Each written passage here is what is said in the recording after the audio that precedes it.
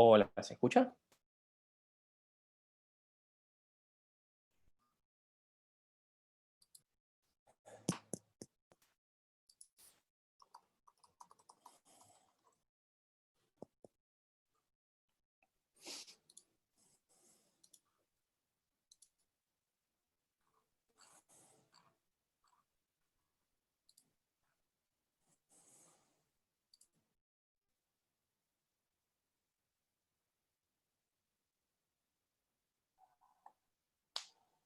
Hola, hola, hola.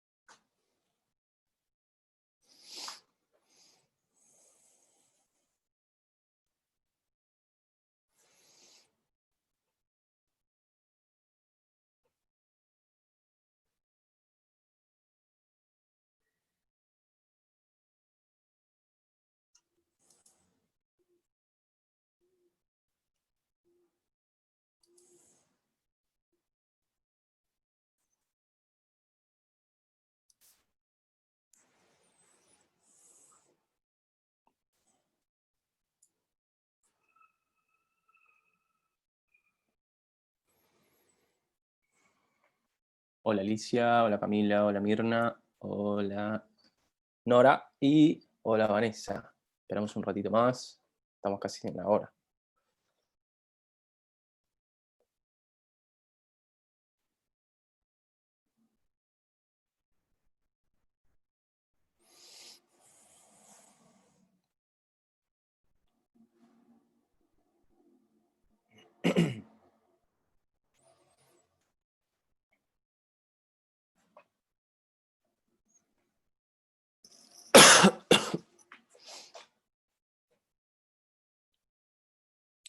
Bueno, mientras tanto les cuento, ahí se sumó Pia Martinotti. Franca mayoría de mujeres en este curso. Muy bien. De hecho, recién me tomé el medicamento. Estoy saliendo. No tengo cámara en la computadora. No hay problema, Alicia. Despreocupate. El que puede se conecta, el que puede no. A veces, por una cuestión también del ancho de banda, a veces poner la cámara en algunas conexiones puede ser un poquito contraproducente. Con que me escuchen y me confirmen que se escucha bien, con eso estoy contento. Joya. Les decía, tengo la voz un poco ronca y estoy un poquito dependiente del vaso de agua y de alguna tos que van a escuchar.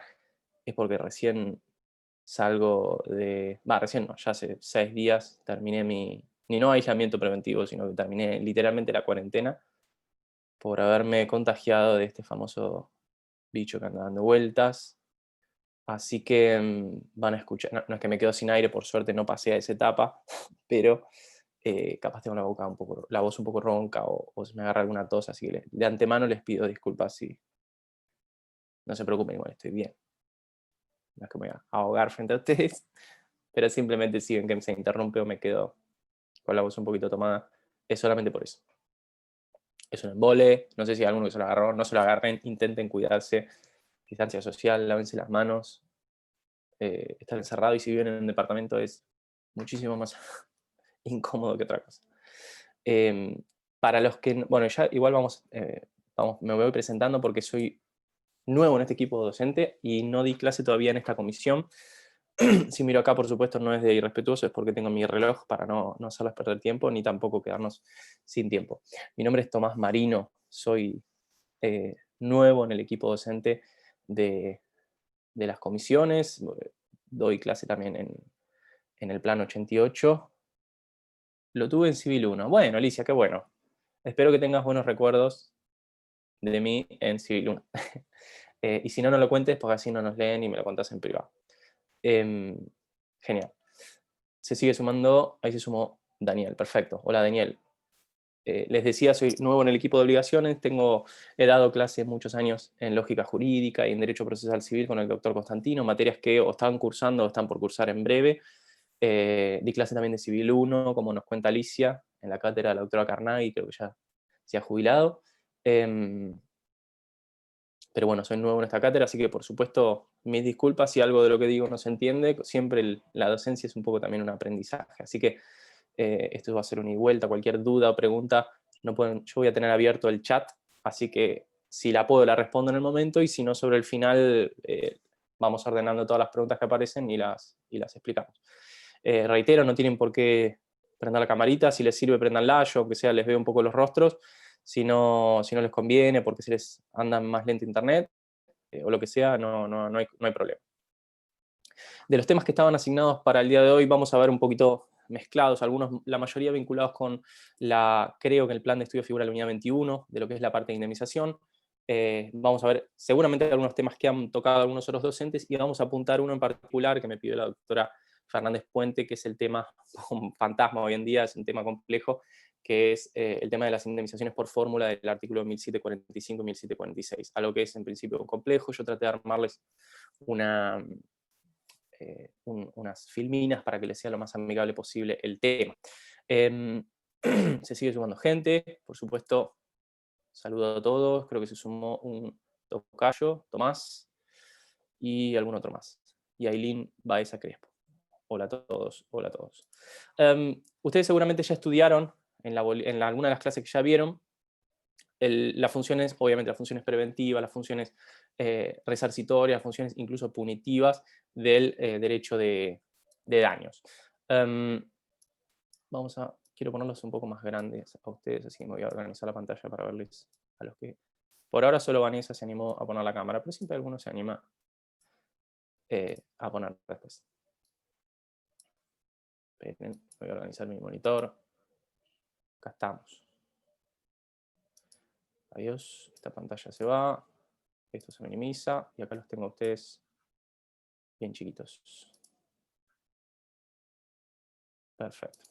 Les decía, dentro de lo que es la unidad 21 van a ver que se habla de los sistemas de la indemnización, de los sistemas con los que se concibe el resarcimiento, y vamos a mencionar algunos artículos del Código Civil que es importante que tengan a mano, sobre todo que se ubiquen a 1735 en adelante, por ahí del Código Civil. Cuando nosotros hablamos de los sistemas para resarcir, seguramente han estudiado ya, o si están leyendo también para el examen o en algunas otras clases, que el artículo 1740 habla de la reparación plena, concepto que yo sé que ya ustedes han estudiado, la idea de la reparación plena, la idea de que todo daño causado, que no es lo mismo la indemnización de todo daño que se puede producir a través de un hecho, con la idea de que se resarce en la plenitud del ordenamiento jurídico el daño, lo que implica que hay muchos límites y diferencias entre el daño materialmente ocasionado a través de un hecho con lo que el sistema, el derecho, entiende que debe ser resarcido. Límites que involucran la relación de causalidad, ustedes ya lo saben, 1726, la idea de que se indemnizan las consecuencias inmediatas previsibles, salvo alguna norma específica en contrario. Otro límite es la legitimidad del interés tutelado y otras regulaciones incluso específicas que establecen límites a la idea de la indemnización integral. Por eso se dice que es plena la plenitud del ordenamiento jurídico. Hablamos de límites en razones de la equidad, artículo 1742, el daño involuntario de 1750, hablamos del estado de necesidad, artículo 1718, inciso C, las limitaciones de fuente convencional, 1743, y supuestos particulares, responsabilidad del hotelero, 1374, de los establecimientos similares o equiparados, 1375, la cláusula penal, 769 y siguientes, en fin. Incluso más allá de los sistemas de derecho común, límites que han seguramente estudiado el derecho específico, como son los daños nucleares, transporte aéreo internacional, el transporte aéreo nacional, que el Código Aeronáutico tiene límites y topes cuantitativos al resarcimiento, transporte de pasajeros y equipajes por el mar, accidentes y riesgos de trabajo, etcétera, etcétera. El concepto, me dijo la doctora Fernández Puente, de reparación plena, ustedes ya lo estudiaron.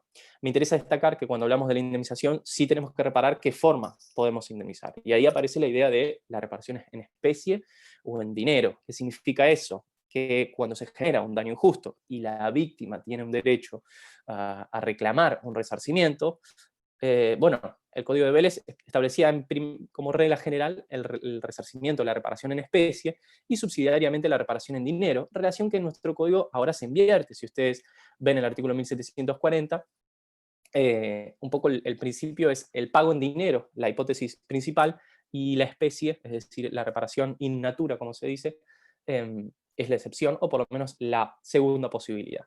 La víctima tiene derecho a elegir, es un derecho que tiene la víctima que sufre el daño, entre el reintegro específico, que está condicionado a dos pautas que establece la norma que son muy claras, que es que que el reintegro no sea total o parcialmente imposible, y que tampoco sea excesivamente oneroso o abusivo, en cuyo caso ya necesariamente hay que ir a la indemnización en dinero. Existe otra posibilidad de reparar, que es la publicación de la sentencia en sus partes pertinentes, que esto es algo muy importante en materia de daños generados, vinculados a la lesión a derechos personalísimos, ¿sí? Al honor, a la intimidad, a la identidad personal. Esto es una pauta que incluso se replica en otros artículos del mismo capítulo del Código Civil. ¿Qué significa? ¿Cómo se aplica esto en la práctica? Vamos a los hechos. La realidad es que la reparación in natura o la reparación en especie es una reparación excepcional. Es una reparación difícil, compleja. Yo llevo casi 10 años trabajando en el sistema judicial. No he visto todavía un reclamo específicamente hecho por una reparación en especie. Las reparaciones se hacen en el dinero como unidad de medida y unidad de cambio, y es en ese formato en que se reclaman los resarcimientos y es en ese formato en que los jueces lo otorgan. Así que esto es un dato importante de la práctica, que a veces el código prevé prerrogativas que en la práctica resultan difíciles de llevar a los hechos, y bueno, la gente prefiere, o la gente, cuando digo las víctimas de los daños injustos, prefieren reclamar en dinero. Doctor Marino. Sí, perdón. Mirna, ¿cómo le va? Hola, Mirna, ¿cómo estás? Bien. Una pregunta, ¿cuál sería la reparación en especie, por ejemplo? Porque no me queda claro. La reparación en especie incluye, esto es una pregunta que está muy bien, la reparación en especie implica no utilizar al dinero como un sustituto. Por ejemplo, no sé, imaginemos, me prestas un violín, tenés un violín que vos querés mucho, es un violín muy lindo, es un violín hecho por un luthier muy importante, me lo prestás, un contrato de comodato, esto lo van a ver el año que viene, y yo utilizándolo lo rompo, por una torpeza mía lo daño. Entonces, bueno, vos me podés iniciar, imaginemos que no nos ponemos de acuerdo, vos llevas el caso ante un juez, y el juez puede ordenar que yo te entregue una cantidad de dinero que permita a alguien contratar a alguien que lo arregle, o buscar la manera de yo directamente realizar esa reparación yo mismo, o yo construirte un BLIM. Estamos, por supuesto, hablando de un ejemplo, digamos, de laboratorio. Por supuesto, vos seguramente no te interese que yo, que no tengo los conocimientos específicos, repare el violín con el riesgo de que lo empeore, sino que va a ser más fácil directamente abonar lo que sería un daño patrimonial, que es el costo de la reparación. Entonces tengo que abonarle a alguien para que lo repare. Entonces yo en realidad lo que el juez me va a condenar no es a hacer algo, que sería reparar lo que yo rompí, sino que el juez me va a condenar a tu pedido, porque seguramente vos consideres que es mejor, que te dé dinero para vos llevarlo a un profesional de tu confianza y que lo repare. Ese sería un ejemplo. Lo mismo, no sé, cualquier cosa. Yo te rompo un vidrio en tu casa jugando a la pelota, bueno, puedo ir con el vidrio o yo repararlo, hacer algún tipo de arreglo, es decir, llevar la reparación en cuanto al bien material afectado. Y otra cosa sería directamente que yo te abone, te dé dinero para que vos compres ese vidrio y lo coloques. O sea, que dinero que te permita adquirir el bien roto y pagar la instalación que corresponda. ¿Se entiende la diferencia? Un detalle, esto, cuando hablamos de la cuantificación del daño o de las indemnizaciones, ustedes van a ver que a veces se habla de evaluar el daño o valorar el daño, o evaluar el daño como tal y la cuantificación de la indemnización. Estos son conceptos que tienen que tener muy en claro. Una cosa es evaluar el daño en el sentido de establecer el contenido intrínseco del perjuicio generado a una víctima por un hecho lesivo X. La composición material de ese daño, ¿en qué consiste? Es la estimación del perjuicio, que no es lo mismo que determinar el valor económico de ese daño o la entidad económica que tiene ese daño. Evaluar o apreciar el daño hacia la ilicitud, al supuesto de hecho de la responsabilidad, mientras que valorar el daño implica, si se quiere, establecer el contenido económico del resarcimiento que permite cumplir la finalidad resarcitoria, valga la redundancia, que es colocar a la víctima en la situación más similar posible a la que estaba antes del hecho lesivo. Por lo tanto, una cosa es indagar, vamos, en qué constituye el daño, ese perjuicio que constituye la consecuencia de una lesión a un interés o a un derecho, y otra cosa muy distinta es cuantificar el daño, que en realidad es cuantificar la indemnización que va a reconocer el juez para reparar ese daño. Me estabas haciendo una pregunta, Vanessa. Sí. ¿Se puede pedir ambas reparaciones? No, depende. No se pueden, claro, en especie, vos decís en especie y natura. Claro, porque, por Claro, ejemplo, en yo siempre dinero doy o el mismo caso. El caso sí. de que una persona que pierde un brazo por una mala praxis va a pedir la indemnización, pero a su vez puede pedir la prótesis, ¿o no? Sí. No, igual una prótesis no constituye una reparación in natura. En natura es una reparación imposible, es un supuesto Claro. totalmente imposible de reparación in natura por una cuestión casi diría obvia, digamos, no puedo yo brindarte un brazo, ni siquiera puedo adquirirlo en el mercado.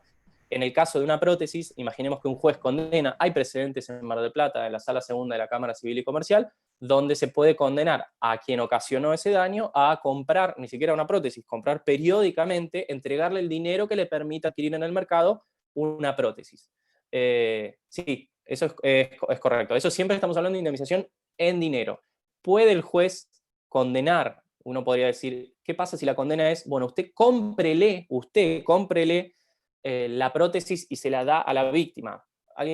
Si eso se refiere a una reparación en especie o en dinero, yo creo que sigue siendo una obligación de dar que constituye en definitiva una prestación monetaria. Cambia quién tiene que comprar la prótesis, pero no, in natura serían aquellos casos, ese sería un supuesto donde la reparación in natura es materialmente imposible. Dicho eso, vamos a la idea de la indemnización, y yo quiero pasar estos conceptos que sé que son sencillos, los pueden entender con la bibliografía, y quiero apuntar a la parte más compleja, que es la de indemnización de daños personales, en particular indemnización por incapacidad y muerte. Cuando hablamos de qué comprende la indemnización, el artículo 1738 del Código Civil y Comercial, ustedes van a ver que hace una enunciación de distintos aspectos que pueden estar comprendidos en la indemnización.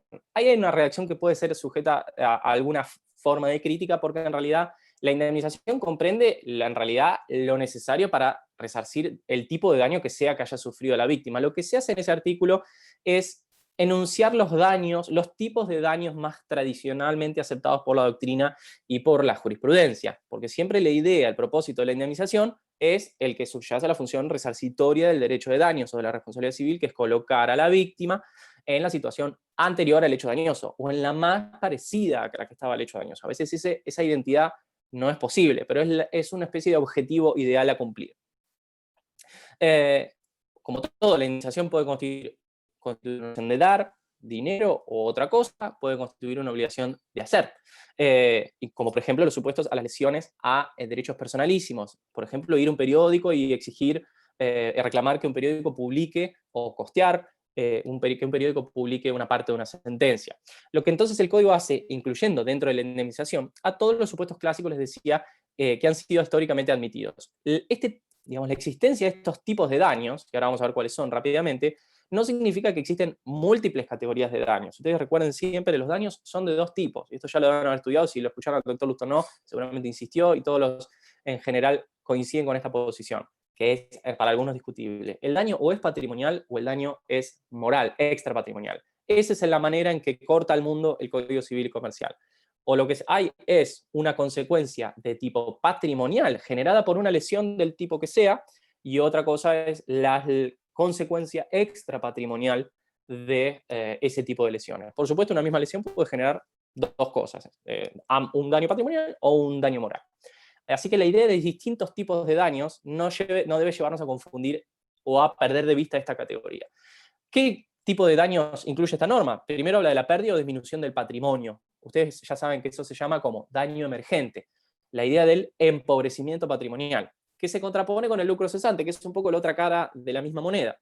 El lucro cesante es el beneficio económico esperado, frustrado. Entonces ya hablamos de no estoy teniendo, el daño no solo, la lesión no me hizo más pobre, sino que acá la lesión me impidió ser más rico, por así decirlo. Es la frustración del enriquecimiento patrimonial razonablemente esperado. Por ejemplo, chocan un taxi.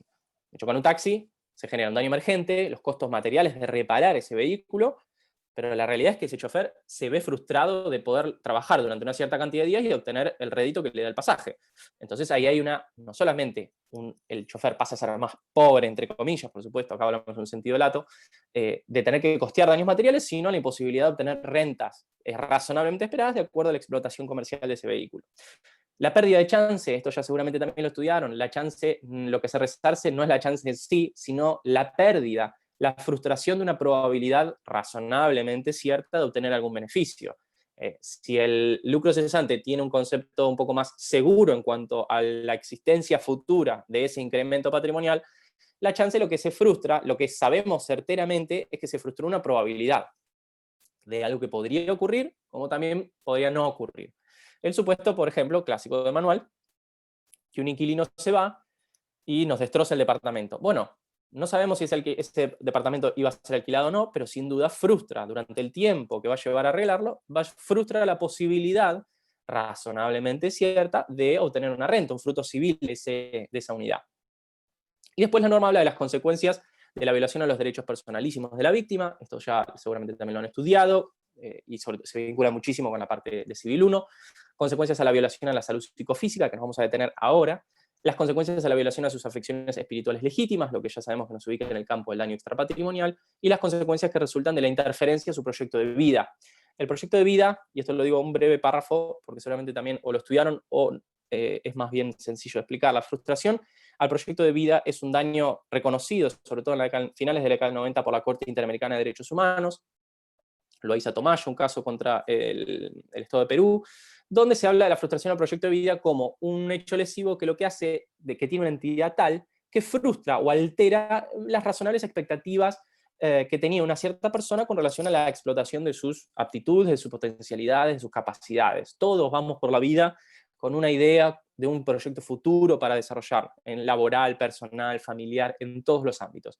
Se habla de la frustración o la interferencia a un proyecto de vida cuando el hecho lesivo es tan grande que la persona de alguna manera tiene no solamente un derecho a ser resarcido de, por ejemplo, la incapacidad que sufrió, o el emergente que tuvo, o lo que sea, sino que además tiene, y esto podemos discutir y es muy controvertido cómo indemnizarlo, está en una situación tal en la que tiene que repensar toda su vida, porque quizás, por ejemplo, una incapacidad enorme le hace quizás tenía una carrera deportiva que se le ha frustrado, quizás tiene una idea de familia que se le ha frustrado, quizás tiene muchos aspectos de esa vida que había diseñado, imaginado y que razonablemente tenía la expectativa de alcanzar, que se ha visto, por lo menos en cuanto a probabilidad, se ha visto afectada, gravemente afectada, o lo puede lograr con una enorme dificultad. La Corte Interamericana, lo cierto es que nunca diseñó, o en los primeros precedentes en los que receptó esta idea de la frustración al proyecto de vida, no logró diseñar una manera de indemnizarlo. Por eso muchos autores dicen, la frustración al proyecto de vida, así se lo incluía en el proyecto de Código Civil del año 98, se indemniza como un daño moral, como una parte, un capítulo más del sufrimiento que genera espiritual, que genera una cierta lesión. Y otros dicen, bueno, quizás puede tener alguna dimensión patrimonial, pero hay que encuadrarla en las otras categorías que conocemos, es decir, hay un lucro cesante o alguna pérdida de chance, etcétera, etcétera. Por eso la frustración al proyecto de vida es una noción que ha tenido una recepción bastante parcial en la jurisprudencia, pero bueno, el código la menciona, y eso no es menor. ¿Está receptado en la jurisprudencia de la Corte Suprema? Sí. ¿Está mencionado en la jurisprudencia de nuestra casación provincial, nuestra Suprema Corte de la Provincia de Buenos Aires? Sí. ¿Está claro cómo se indemniza el proyecto de vida, la frustración al proyecto de vida? No. Yo no he encontrado al día de hoy ni jurisprudencia ni doctrina que establezca pautas claras. Está clarísimo que una gran incapacidad o daños especialmente graves generan la necesidad de que la víctima reconfigure toda su vida.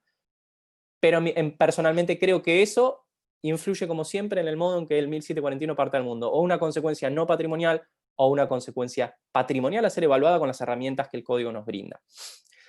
Daño resarcible. ¿Ustedes vieron ya las características del daño resarcible? Si no las pasamos, bueno, brevemente. Y este tema, por supuesto, es un tema central. Ubíquense en el artículo 1739 del Código Civil. Ustedes van a ver que la norma, lo que nos dice el codificador, es que para que se proceda a una indemnización debe existir un perjuicio directo e indirecto, o indirecto, actual o futuro, cierto y subsistente. Y nos habla de la pérdida de chance, que es una definición que ya mencionamos recién. ¿Qué se vincula? O sea, ¿por qué nos importa esta norma? La idea de daño resarcible es muy importante porque no todo daño se indemniza y no todo daño le interesa a el derecho de daños, valga la redundancia. Por lo menos en su función resarcitoria es clave entender cuál es el daño resarcible, es decir, de todo el amplio abanico de consecuencias que genera un hecho lesivo, cuáles aprehende con H el derecho y le permite otorgarle a la víctima un crédito contra el responsable para obtener una indemnización. La respuesta es el daño resarcible. ¿Y cuáles son las características que tiene el daño para que sea resarcible? Es la pregunta obvia que ustedes, me imagino, están haciendo en este momento. Tomás, decime cuáles son las características del daño resarcible. Muy sencillas, pero es importante que las recuerden. Ustedes recuerden, el daño resarcible no es la lesión. El daño resarcible es la consecuencia a la lesión, que genera la lesión a un bien o a un interés no ilegítimo. La lesión es el evento fáctico disvalioso, inherente a un cierto suceso, que se me rompió el vehículo, que se murió una persona, que quedó incapacitada porque se alteró su salud psicofísica, etc. En cambio, el daño son las repercusiones económicas, morales de esa lesión. Un daño es indemnizable, primero, cuando el daño es injusto, lo dicen muchos autores. Esto puede depender del libro que ustedes escojan, cuáles son la lista de características que tiene que tener el daño, pero todos se orientan más o menos en las que siguen. El daño tiene que ser injusto en la medida en que hay ciertos daños que la víctima debe tolerarlos y no tiene derecho a que sean resarcidos. Por ejemplo, el que sufre, el que genera, aquel que genera el que se defendió por una legítima defensa. Bueno, en ese caso, el agresor que recibe ese daño de quien legítimamente se defiende no tiene un derecho resarcitorio para ser indemnizado. Che, mirá la piña que me pegaste, me generó una pérdida en el ojo. Si se comprueba que esa agresión fue un modo de detener legítimamente una agresión que la propia víctima había generado, pues bueno, no es un daño injusto que el derecho lo aprenda y le permita o le brinde una acción para resarcir. El daño, incluso algunos hablan de que el daño tiene que estar vinculado a un interés legítimo. Esto es algo, hay jurisprudencia muy frecuente en materia de, por ejemplo, imagínense los famosos remis truchos. Una cosa es que choque un remisero, sufre un daño el remisero, el taxista, y reclame, por ejemplo, el lucro cesante por los viajes que no pudo hacer ese día o los días que insuma reparar el vehículo. Pero si el remis era ilegal, bueno, en ese caso ¿hay un daño? Sí, en sentido lato, en sentido amplio, sí hay un daño. ¿Esa persona podría haber ganado un dinero que no lo va a ganar por reparar el vehículo? Es correcto. Desde su punto de vista, sufre un daño enorme probablemente. Sin embargo, detrás de eso hay una ilicitud. Por lo tanto, no hay un interés legítimo que sea digno de la tutela del ordenamiento jurídico. No tiene derecho, entonces, a reclamar el lucro cesante porque se vincula con una actividad ilícita. ¿Hay un daño? Sí. ¿Hay un daño resarcible? No. Falla uno de los elementos que hacen al daño resarcible. ¿Se entiende este ejemplo? Es muy frecuente, o sea, más de lo que uno cree. Además hay que tener coraje para reclamar el beneficio frustrado de una actividad ilegal. Estos en general son errores de quien los plantea, porque además es muy sencillo corroborar cuando un taxi o un remis es ilegal y en los procesos en general se verifica muy sencillamente. Pero hay mucha jurisprudencia sobre este tema. El daño tiene que ser suficientemente cierto, dice la doctrina, y lo dice la ley. El daño tiene que ser real, es decir, tiene que ser efectivo, no tiene que ser probable, no tiene que ser conjetural, no tiene que ser hipotético, tiene que ser suficientemente cierto. Lo cierto no es lo actual, puede haber un daño futuro, un daño que todavía no ocurrió, pero nosotros sabemos previsible y razonablemente que va a ocurrir, entonces la certeza se cumple satisfactoriamente, por eso se habla de suficientemente cierto. Como la certeza es un valor que admite niveles. Habrá completa seguridad de la existencia de un daño, por ejemplo, algo que ocurrió en el pasado, miramos hacia el pasado y sabemos que ocurrió y subsiste, y habrá más o menos certeza con relación a la probabilidad objetiva de que un cierto daño ocurra. Como por ejemplo, como vamos a ver ahora, la incapacidad sobreviniente, que habla de pérdidas futuras de incrementos patrimoniales. La pérdida de chance ya lo vimos, no quiero insistir en esto, es un tipo de perjuicio donde no se indemniza el beneficio frustrado, la suma de beneficios frustrados, sino se indemniza la pérdida de la probabilidad razonable de obtener esos beneficios. Es como en el nivel de certeza estamos un poquito más lejos, pero no tanto más lejos. La certeza tiene que ser palpable para el juez. Al juez hay que persuadirlo de que existía una probabilidad de obtener esa ganancia, de obtener ese incremento patrimonial, y esa probabilidad se vio frustrada por el hecho lesivo. ¿Se entiende? El ejemplo de Manuel, el caballo de carreras. Soy el transportador que tenía que transportar el caballo para llegar a una carrera en donde el dueño podía obtener una ganancia. Si yo no cumplo adecuadamente y ese caballo no se presenta a tiempo a esa carrera, probablemente la persona puede reclamar la pérdida de chance. Y uno dirá, pero Tomás, vos no sabés si iba a ganar o no iba a ganar. Bueno, pero le frustré a través de mi incumplimiento la probabilidad de obtener esa ganancia. Es esa probabilidad, por supuesto, siempre el lucro cesante, si tiene un valor 10, la probabilidad la probabilidad frustrada implicará ese capital multiplicado por una cierta probabilidad, un valor entre un 0 y 1. Entonces siempre va a ser un valor menor, no es simplemente, bueno, ¿cuánto era el premio que pudo haber ganado ese caballo?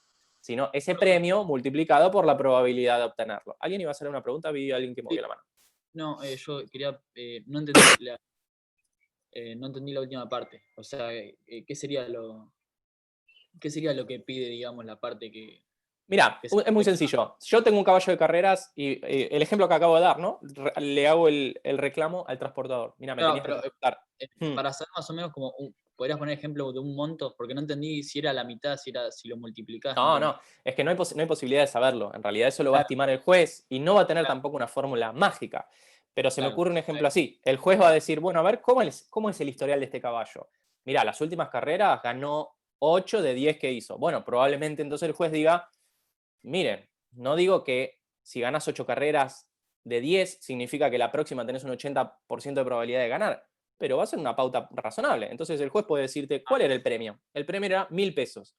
Bueno, y si venías con un 80% de éxito en los últimos 6 meses, por ejemplo, bueno, no parece irrazonable tarifar esa frustración de la probabilidad en el 80% del premio. Por ejemplo, todas estas indemnizaciones vos podés encontrar argumentos para refutarlas y decirle, bueno, pero no es lo mismo, es una probabilidad. Sin duda, son a veces, cuantificar económicamente una probabilidad es difícil. Es difícil en términos, no sé si matemáticos, pero por lo menos conceptuales.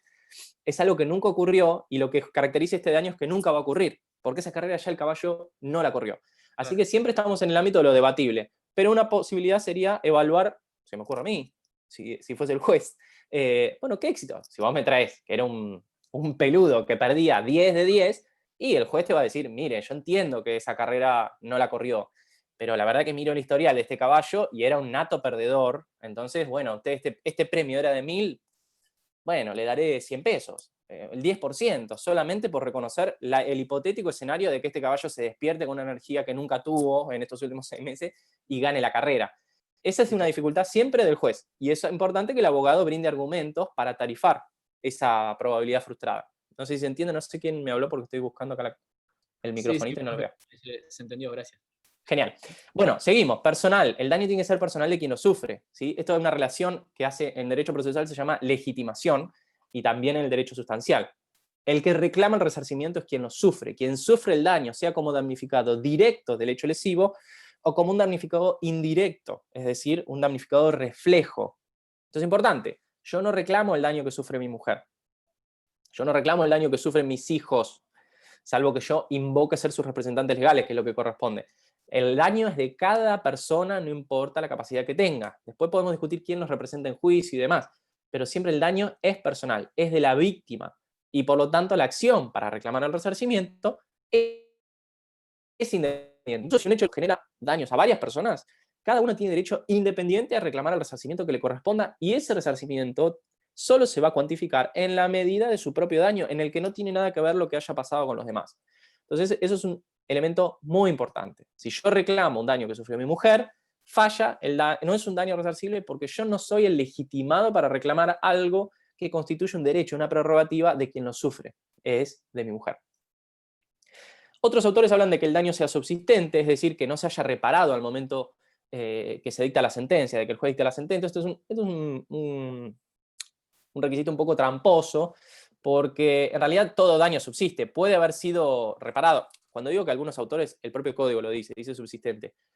No digo que es redundante, pero es importante que el daño como tal no haya desaparecido, pero no significa que si fue reparado no exista el daño. Por ejemplo, si a mí me chocan el auto y yo estoy litigando 4 años para que el responsable me pague los arreglos, no significa que si yo de mi bolsillo pagué esos arreglos, el juez diga, ah, no, ya lo arregló usted, acá no hay daño.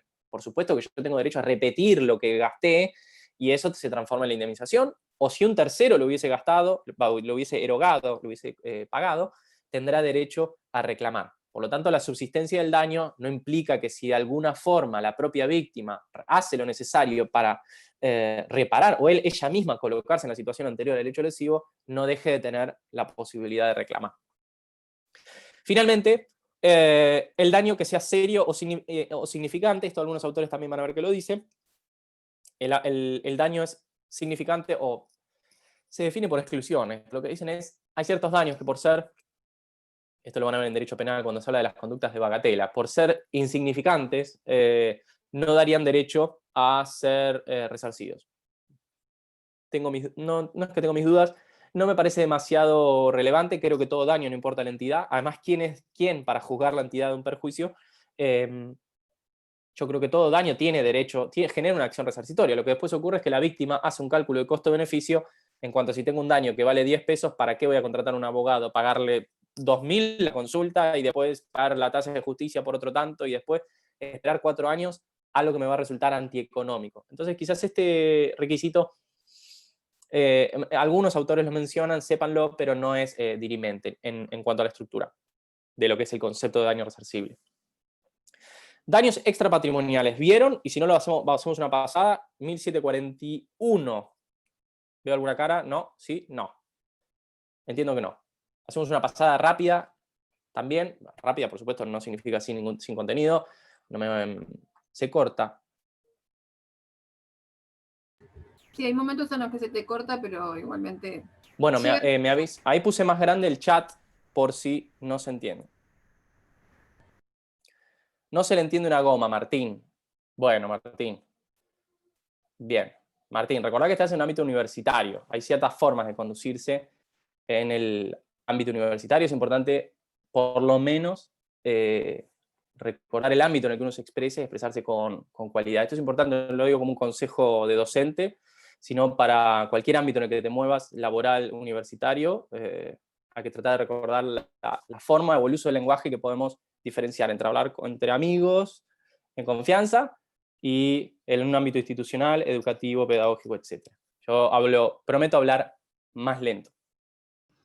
Igual me parece que me parece que se fue, que no está, digamos. ¿No está Martín? Bueno. Me parece que no. No, igual no, Queda soy una grabado. Queda grabado. No soy una persona que me ofenda, pero decir no se entiende una goma, sería penoso que Martín se pierda una oportunidad laboral, una oportunidad por hablar así y generar malas impresiones. Era solamente una nota al margen, por supuesto que no me ofende ni mucho menos. Chicos, seguimos, y si ustedes se corta, ya puse el chat más grande, si se corta o algo me avisan. Yo igual los tengo visibles, lo tengo a Ramiro y a Vanessa, así que de última les hago encargados de hacerme así si hay una parte que no se entiende. Las consecuencias no patrimoniales, ustedes van a ver que en el artículo 1741 están mencionadas, no están descriptas, el código no tiene la función de dar definiciones, esto lo dicen todos los autores, no es tarea del legislador dar definiciones, para eso está la doctrina, para eso está la jurisprudencia, para eso está la facultad de derecho. Lo que el artículo 1741 nos habla es del daño moral. Las consecuencias no patrimoniales se refiere al daño moral. Esto en el código opera como sinónimos, o sea que daño moral, daño extrapatrimonial o consecuencias no patrimoniales es exactamente lo mismo, más allá de que después uno puede elegir qué nombre técnico le gusta más. El daño moral es y esto es una definición de una profesora cordobesa que se llama Zavala González, lo utilizan Pizarro, Vallespinos y toda la jurisprudencia. El daño moral es una minoración a la subjetividad de la persona, que se deriva de la lesión a un interés no patrimonial. Es una modificación de nuestra manera de ser, de nuestra manera de estar, es una modificación disvaliosa de nuestro espíritu, de cómo nos sentimos, de cómo queremos, cómo vivimos. Es un modo de estar distinto. ¿Distinto a qué? Al momento en que estábamos justo antes del hecho lesivo.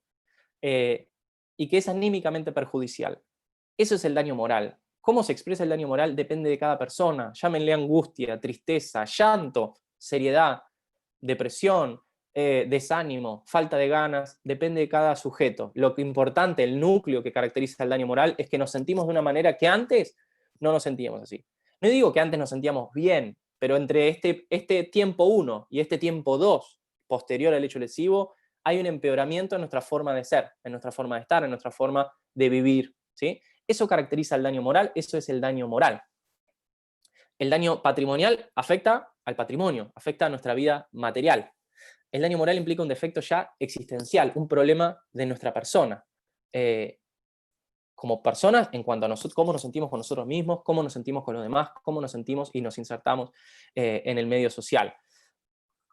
Eso caracteriza el daño moral. El daño moral, por supuesto, es de los daños más complejos de indemnizar, porque es difícil pensar de qué manera se resarce el dolor. Esto es casi un debate hasta filosófico.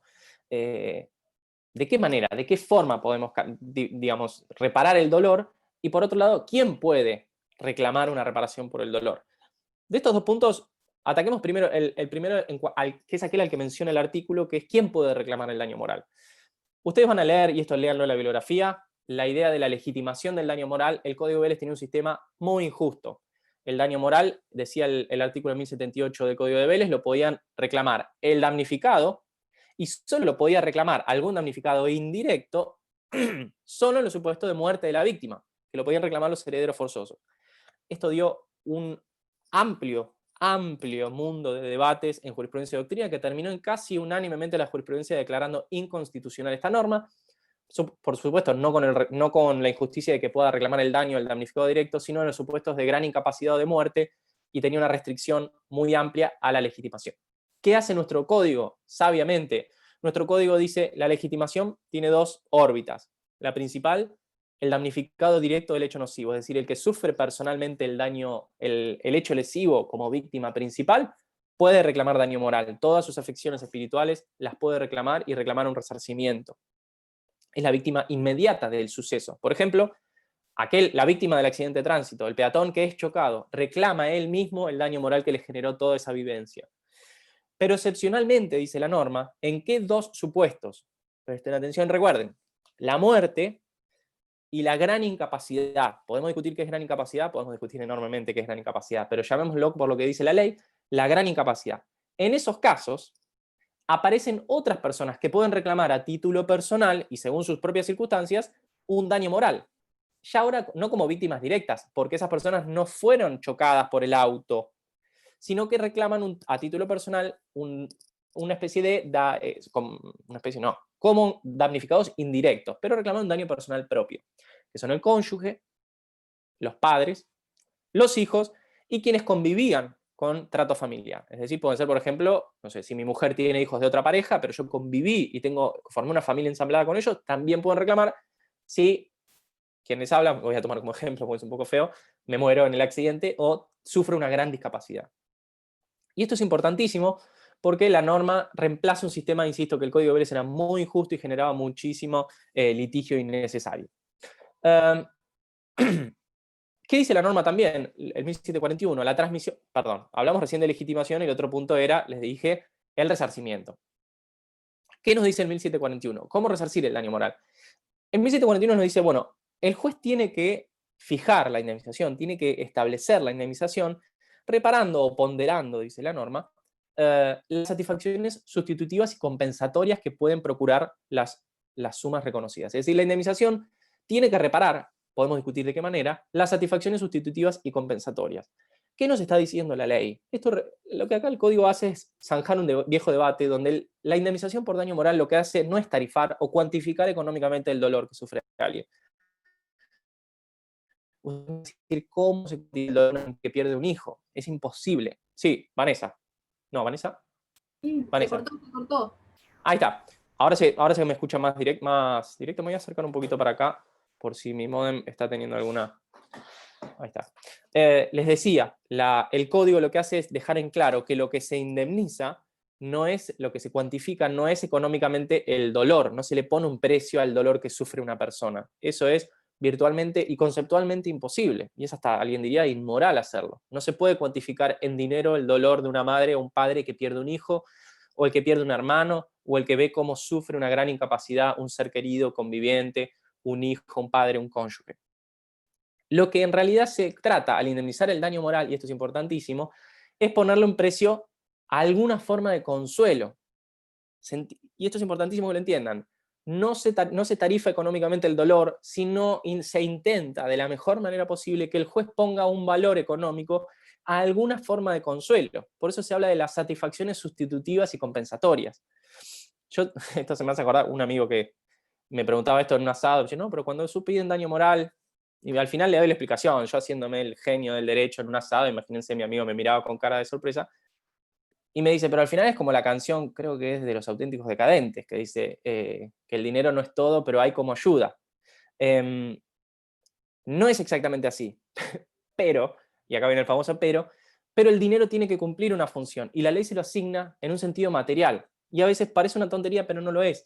Alguien que sufre mucho, quizás una suma de dinero que le permita hacerse un viaje, por ejemplo, aquel que perdió un hijo, puede irse de viaje con los demás hijos que tiene, con su grupo familiar, ¿le va a hacer eliminar el dolor? Por supuesto que no.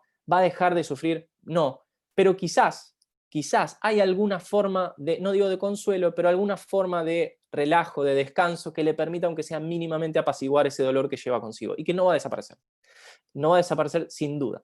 Pero lo que busca entonces el 1741 es darnos una pauta para decir, la forma de repararlo es esta, es buscar alguna satisfacción sustitutiva, compensatoria, que permita dar alguna forma de consuelo. Quizás ese viaje o comprar algún bien material, lo que sea, le puede dar alguna forma de alegría, de goce, de alivio, de descanso, de distracción, algo. Eso va a constituir la forma en que se indemniza el daño moral. Esta norma se haya generado, y esto es actual porque el código tiene 5 años, ha dado debates de todo tipo. El primero es si las satisfacciones sustitutivas y compensatorias son el único parámetro que tiene que tener en cuenta el juez. Algunos autores dicen que sí, otros dicen no, es uno entre varios que pueden ser utilizados por el juez. Y el otro gran debate es si ese parámetro debe ser evaluado en forma particular en cada caso o en forma genérica. Algo que es muy problemático porque eso significa cómo compensar económicamente a quien tiene menos recursos con relación a quien tiene más recursos. Esto es una cuestión natural. La utilidad marginal que cada unidad monetaria tiene en un rico no es lo mismo que la utilidad marginal que tiene cada unidad monetaria en una persona de menos recursos. Quizás alguien completamente rico, ¿de qué le sirve que le den lo que vale un viaje que se puede pagar él mismo? O que lo puede hacer cuando él quiera porque tiene una posibilidad económica. Entonces, estos debates generan que los autores digan, bueno, no, hay que pensar en una persona media, en una idea genérica, en algún sujeto medio, y el juez tiene que evaluar esa forma de perjuicio. Otros dicen, como Pizarro, no, hay que estarse a las características particulares de la víctima que hace el juicio y que le reclama el responsable. Estos debates no están zanjados. La realidad es que en la jurisprudencia los jueces suelen omitir decir cuáles son las satisfacciones sustitutivas y compensatorias que tienen en vista. Se lo guardan para sí y no lo escriben en la sentencia. Es criticable, muchos lo critican, pero esa es la práctica que ocurre, porque es muy difícil imaginar. Otros jueces no, yo he visto sentencias donde dice, bueno, mire, usted por este daño le voy a dar lo que hoy vale en despegar.com, 6 días en las cataratas, por ejemplo. Eso yo lo he visto y está perfecto. Es una manera de explicar por qué se arriba a una cierta suma de dinero. Y además las partes pueden decir, bueno, me parece mucho, me parece poco, y pueden recurrir a la sentencia. Siempre es valioso que los jueces digan las razones que fundan su decisión. Dicho esto, vamos a pasar a la parte más difícil y que la doctora Fernández Puente me pidió que haga hincapié, que es la parte de lesiones por incapacidad físico-psíquica y fallecimiento. De esto que vamos a hablar, ubíquense en artículos 1746 y 1745. Yo voy a hacer hincapié, en las lesiones por incapacidad físico-psíquica, y sobre el final, tengo 45 minutos, creo que me va a alcanzar. Sé que hablo rápido, Martín Sosa me lo hizo saber de una manera muy directa. Me avisan, si estoy hablando muy rápido me hacen señas, me frenan, o si quieren que repita algo me avisan, insisto.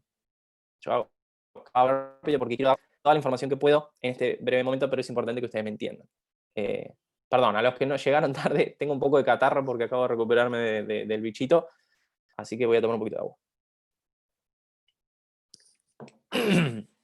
Indemnización por lesiones a la incapacidad psicofísica. El 1746 no define a la incapacidad psicofísica, pero no es muy complejo de imaginar. Estamos hablando de un daño patrimonial derivado de un hecho lesivo que genera una afectación total o parcial a la integridad psicofísica de una persona.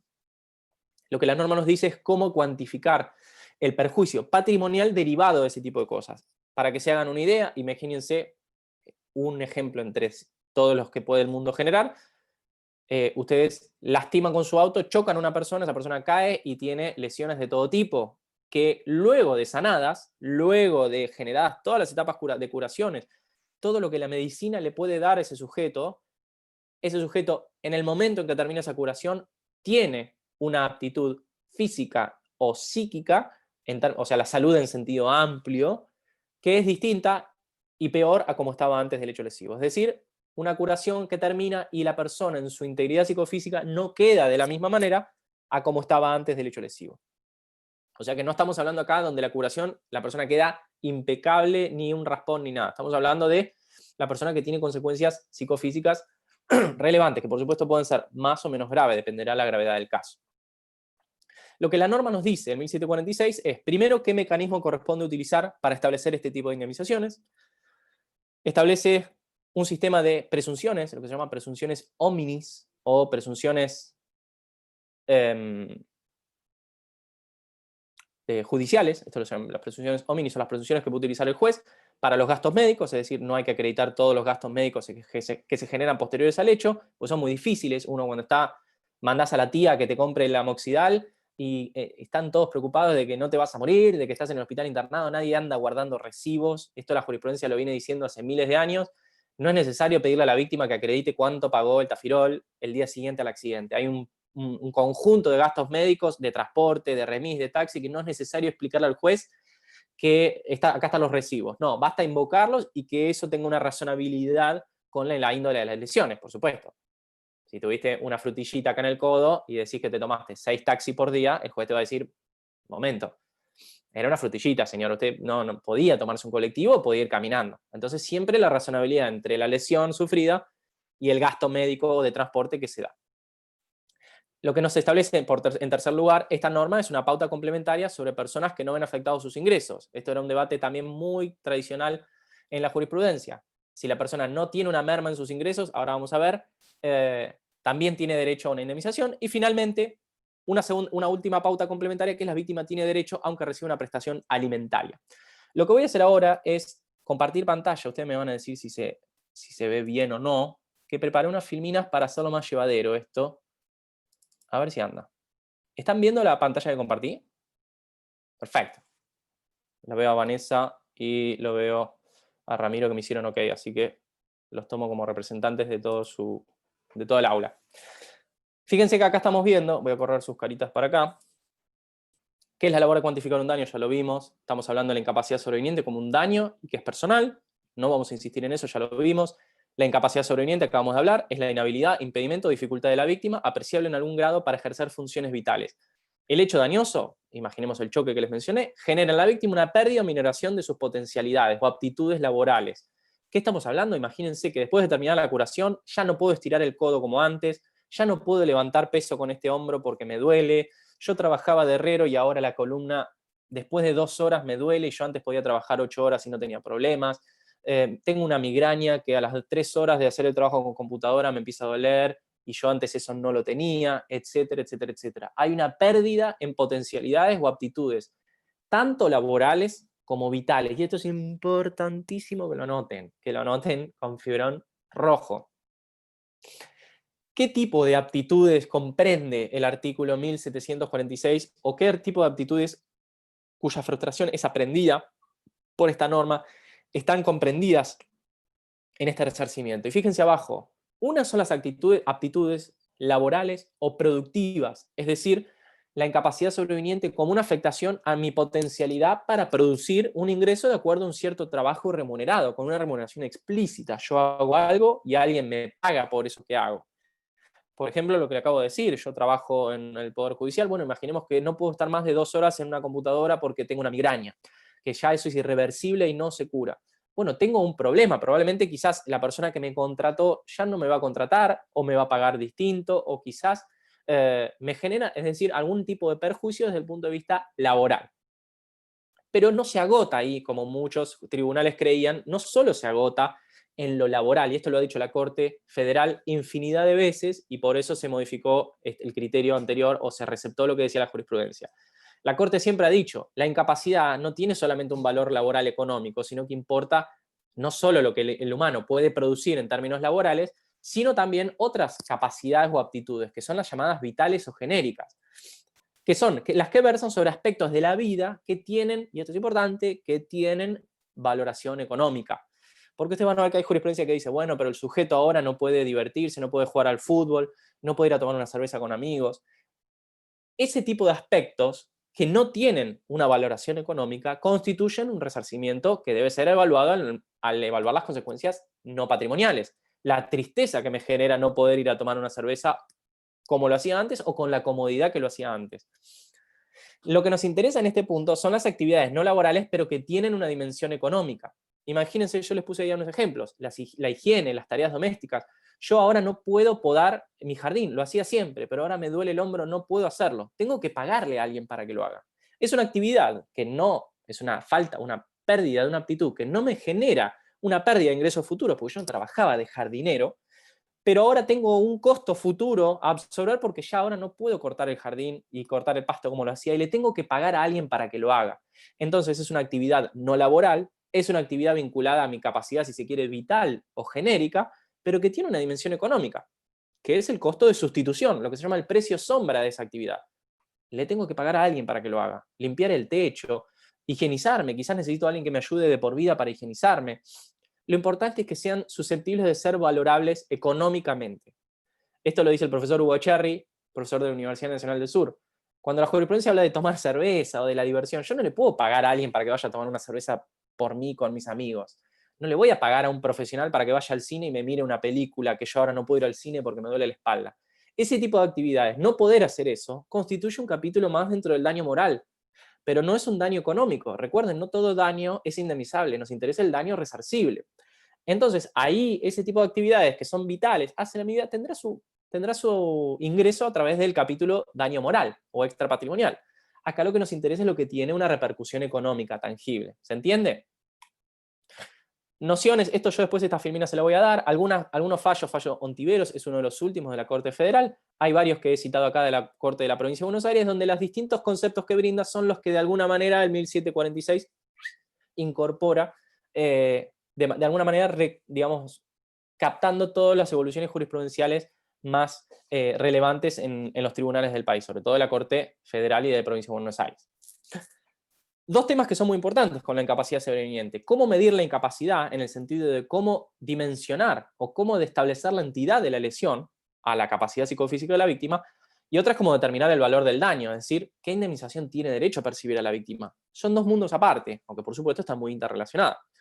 Sobre la primera, no dice filmina porque es muy, no digo sencillo, pero es más sencillo de establecer. Esto lo explica muy bien el Pizarro y Vallespinos, tomo 3 o 4, tomo 4 de su tratado, es decir, el tratado anterior al código que se llama Instituciones de Derecho Privado, Obligaciones. La incapacidad, la forma de medir la capacidad, un poco el derecho civil la hereda del derecho laboral. Se utiliza evaluaciones médicas, donde lo que se hace es evaluar cómo esa persona tiene afectada su capacidad, su cuerpo básicamente, y se tarifa un cierto porcentaje de incapacidad de acuerdo a, si se quiere, tablas estandarizadas, donde se valora lo que se denomina una suerte de capacidad genérica total obrera. Es decir, se tarifan las lesiones que sufrió la persona, las consecuencias que ya no son reparables, que ya son irreversibles, y se las cuantifica de acuerdo a una tabla genérica que se utiliza sobre todo mucho en el foro laboral y en el foro civil, que se denominan baremos. Entonces lo que hace el médico es decir, bueno, por ejemplo, doy un ejemplo, ¿no? Un codo que ya no puede estirarse de manera completa, más un hombro con dolor, más un dolor lumbar periódico, por ejemplo. Bueno, todo eso, de acuerdo a la tabla de baremos, me da que la persona tiene un 15% de incapacidad. Y lo que hace, en general, a través del medio probatorio pericial, un perito le explica a un juez, mire, estas lesiones constituyen un tanto por ciento de incapacidad. Acá hago una aclaración e insisto en un concepto que ya les dije. Cuando hablamos de la incapacidad sobreviniente puede ser total o parcial. Por supuesto, la incapacidad total es la totalidad de la aptitud psicofísica de la persona está alterada. Parcial, por supuesto, es una parte. Puede ser total o parcial y puede ser provisoria o temporal o permanente.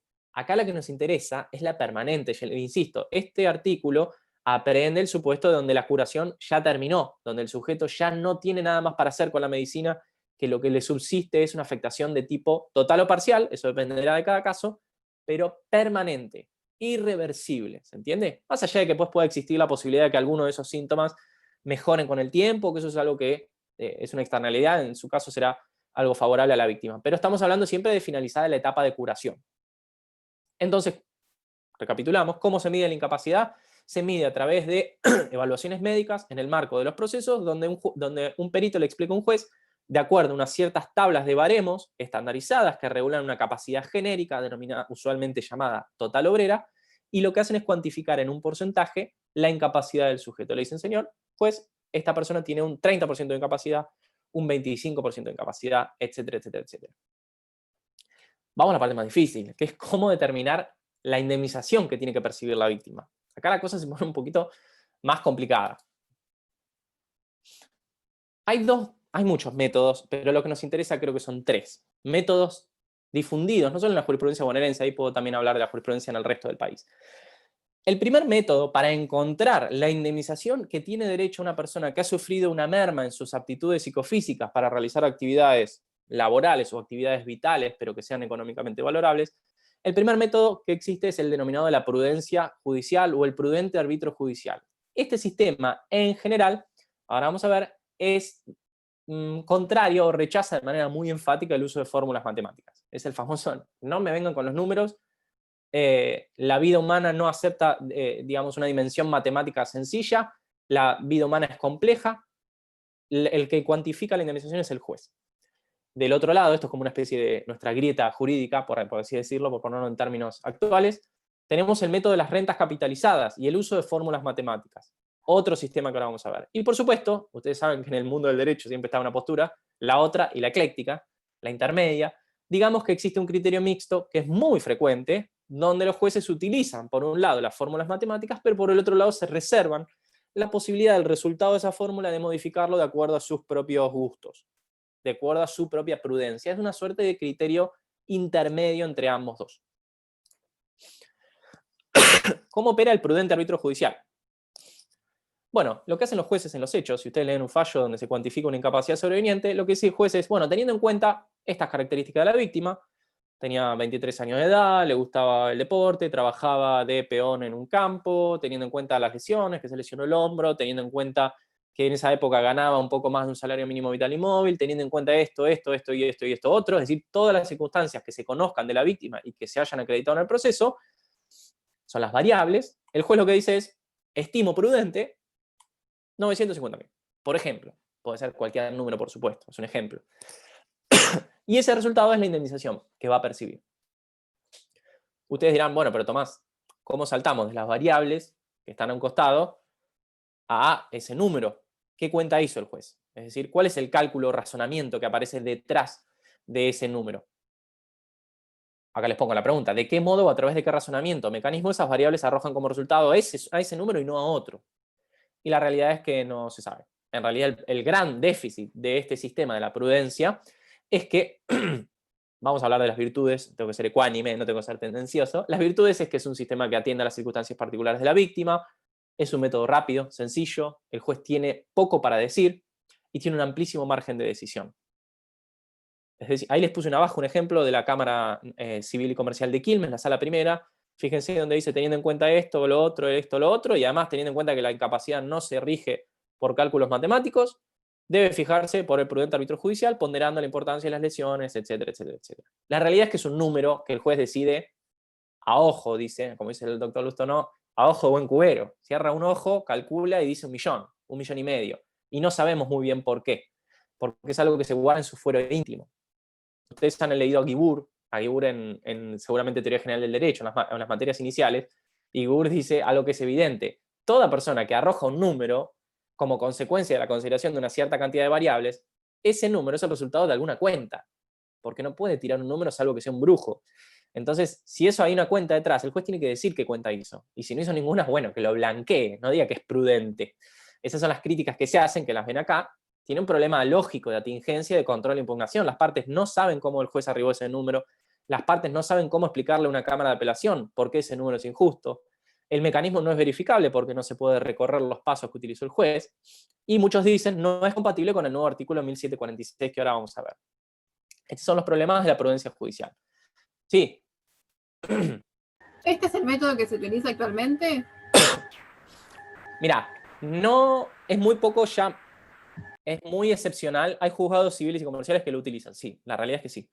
Si me preguntás a mí, ¿es compatible este sistema con el código, que es la pregunta que estás viendo en pantalla? No, es completamente incompatible el uso de la prudencia judicial para casos que se juzgan con el 1746. Lo que ocurre es que es una circunstancia particular que los jueces lo aplican en accidentes que ocurrieron antes de agosto de 2015, que es cuando comenzó a regir el código. Entonces tienen, ponele, alguna excusa vinculada a la aplicación temporal o a la aplicación de los efectos de la ley en el tiempo, como para decir, yo esto lo juzgo con las prácticas que venían detrás del código de Vélez. Pero la realidad es que yo sigo viendo en la práctica fallos accidentes ocurridos en, no sé, mayo de 2017, donde el juez, la jueza, utiliza la prudencia. Y la realidad es que es una práctica que no es compatible con el Código Civil y Comercial, con la norma que están viendo en pantalla en este momento. Así que la respuesta es, ¿se usa? Sí. ¿Corresponde? No. No. ¿Y por punto de incapacidad hay un varón otorgado o no? Mirá, lo borré ayer justo para no complicarlos. Existe, hasta donde yo conozco, una sala en la Cámara Civil y Comercial de Morón que utiliza el sistema de punto por incapacidad. Recuerden, estamos hablando del derecho civil, no del derecho laboral. Van a estudiar derecho laboral en un tiempo, por si alguno trabaja en un estudio jurídico laboral y habla del punto de incapacidad. En el ámbito del derecho civil, un solo tribunal en la provincia de Buenos Aires aplica la idea de punto por incapacidad, que es fijar periódicamente, no sé, el punto de incapacidad sale 20.000 pesos esta persona tuvo 30%, bueno, 30 por 20.000 y ahí está la indemnización. Ese sistema es completamente, lo saqué de esto para no complicarlos, pero es completamente incompatible con el Código Civil y Comercial. Lo utiliza solamente un tribunal que creo es la Sala Segunda de la Cámara Civil y Comercial de Morón. Después no hay ningún tribunal en la provincia de Buenos Aires que utilice el sistema de punto por incapacidad porque es ostensiblemente incompatible con lo que están viendo en pantalla. Y pasamos a la norma. Fíjense que lo que habla del artículo 1746, lo que está claramente adscribiendo es al sistema de las fórmulas. Ahora me anticipo a responder la pregunta que ustedes están viendo, que veo que me olvidé el signo de pregunta de cerrar. ¿Qué pide la norma? La norma lo que nos está diciendo es, el juez lo que tiene que fijar un capital de modo tal que sus rentas cubran la disminución de la aptitud del damnificado para realizar, y acá se divide lo que vimos, actividades productivas, ingresos patrimoniales explícitos, o económicamente valorables. Recuerden el jardinero, el que me ayuda a cambiarme, el que me ayuda a bañar porque no puedo, etcétera, etcétera, etcétera. Y además ese capital se tiene que agotar al término del plazo en que razonablemente yo pude continuar realizando tales actividades. Por lo tanto, quizás la actividad del jardinero no la voy a calcular el juez hasta los 88 años, porque probablemente puedo decir el juez, yo calculo que a los 88 ya le ibas a pedir a alguien que te corte el pasto. De la misma manera que quizás puedo pensar, algunos tribunales piensan, yo las actividades productivas te las voy a calcular hasta que vos estuvieses jubilado. Y otros, la mayoría de los tribunales, ahora vamos a ver, utilizan otras edades. Pero lo importante es que esas rentas se tienen que agotar en algún momento porque es lo que nos pide la norma. Ahora vamos a ver de qué se trata. Entonces, ¿qué tipo de sistema adscribe o nos pide esta norma? Bueno, lo que nos está pidiendo entonces es el uso del sistema de las rentas capitalizadas y de las fórmulas matemáticas. Acá, esto tengan en cuenta que estas filminas yo se las dejo para que después evalúen por si se quedan con alguna duda, porque vamos a entrar en un terreno un poquito ríspido, pero no se asusten.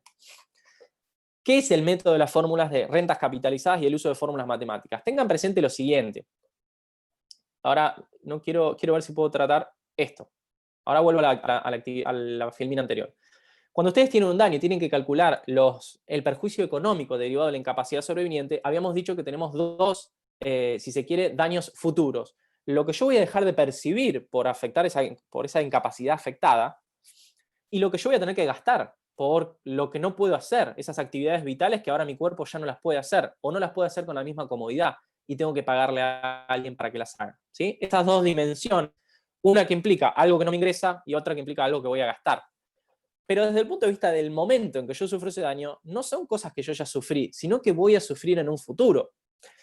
Entonces alguien podría decir, bueno, pero Tomás, vos le estás pidiendo al responsable que te dé hoy una suma de dinero que refiere a daños que periódicamente vas a sufrir en el futuro. Vos no todos los días cortabas el pasto, una vez por mes. Vos no todos los días cobrabas un sueldo que ahora lo vas a cobrar en menor cantidad porque tuviste que conseguir otro trabajo para que se adecue a tus capacidades. ¿Por qué te tendría que pagar todo hoy? Sería la pregunta. No sé si se entiende. Esto siempre estamos hablando de perjuicios económicos que son periódicos y futuros. Pero yo no puedo tener a un juez o a un proceso judicial abierto durante toda mi vida, hasta que me jubile o llegue a mi expectativa de vida, que hoy el INDEC creo que 79 años para una mujer bonaerense, 81 para una mujer bonaerense y 79 años o algo por así, algo similar para el varón.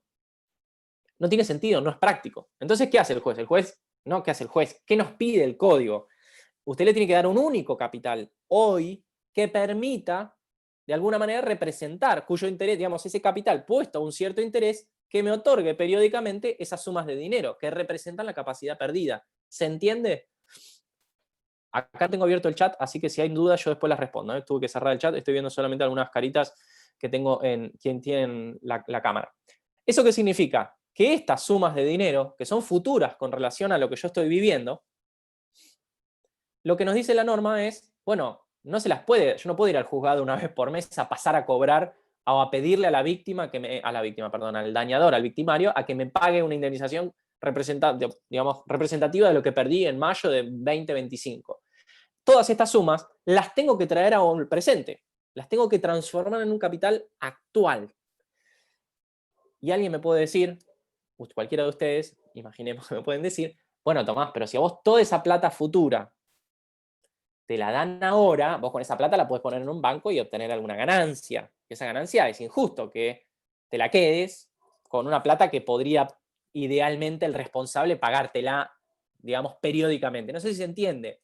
de alguna manera uno se está quedando con una renta que a la víctima no le corresponde, por así decirlo. Entonces, eso es lo que se denomina el valor temporal del dinero. Fíjense que acá les traigo la idea.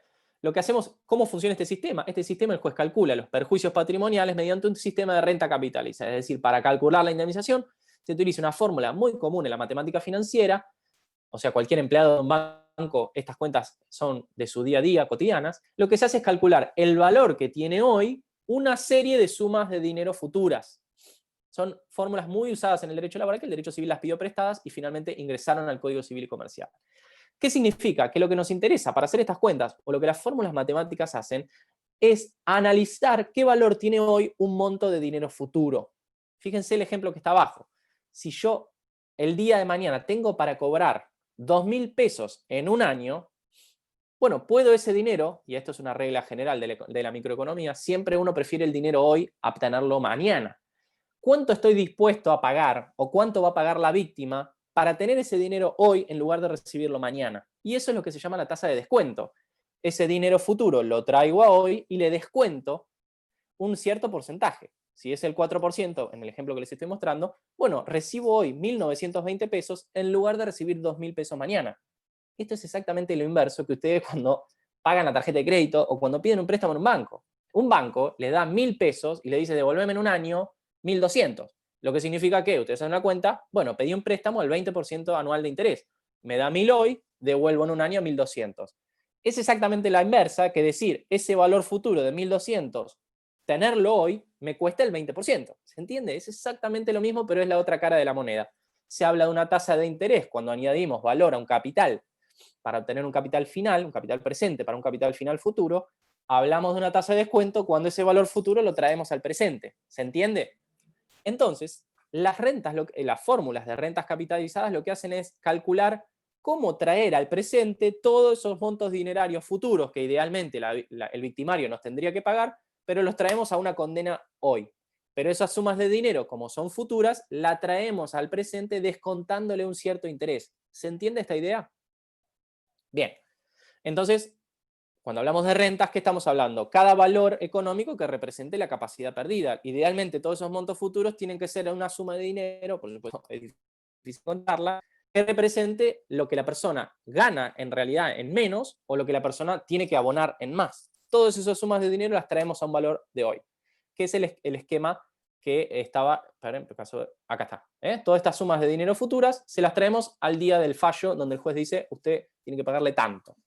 Y esas sumas de dinero que equivalen a la capacidad mermada por la lesión incluyen, reitero, ya acá a esta altura está diciendo basta Tomás de repetirlo, actividades laborales o productivas o actividades no laborales, pero que sean económicamente valorables. No vayan a decir en el examen que la incapacidad sobreviviente, la incapacidad vital incluye, por ejemplo, lo deportivo y tomar birra, porque no. Yo no le puedo pagar a alguien para que tome la cerveza. Recuerden ese chiste que es muy gráfico. Bien, entonces acá las fórmulas Wood-Méndez, por supuesto ahora vamos a pasar a qué tipo de fórmulas existen, lo que hacen es hacer eso, establecen fórmulas de calcular a un valor de hoy una serie de sumas de dinero futuras. ¿Cuáles son las fórmulas más difundidas en la jurisprudencia?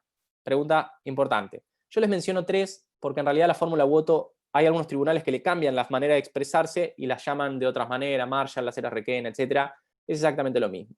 La fórmula Wood fue creada por la Cámara Nacional del Trabajo, la Sala Tercera, por un juez que ustedes conocen, que es el doctor Ricardo Guibur, lo han leído en Teoría General del Derecho, es uno de los juristas más brillantes de este país. Lo que hizo fue utilizar una fórmula muy común en la matemática financiera, donde calcula un capital que invertido una cierta tasa de interés, esa tasa es del 6%, le permite a la víctima retirar un monto equivalente a la capacidad mermada, periódicamente hasta llegar a los 65 años. Importante esto, 6% anual de interés, una edad límite de 65 años. Ese es el cálculo que se utiliza.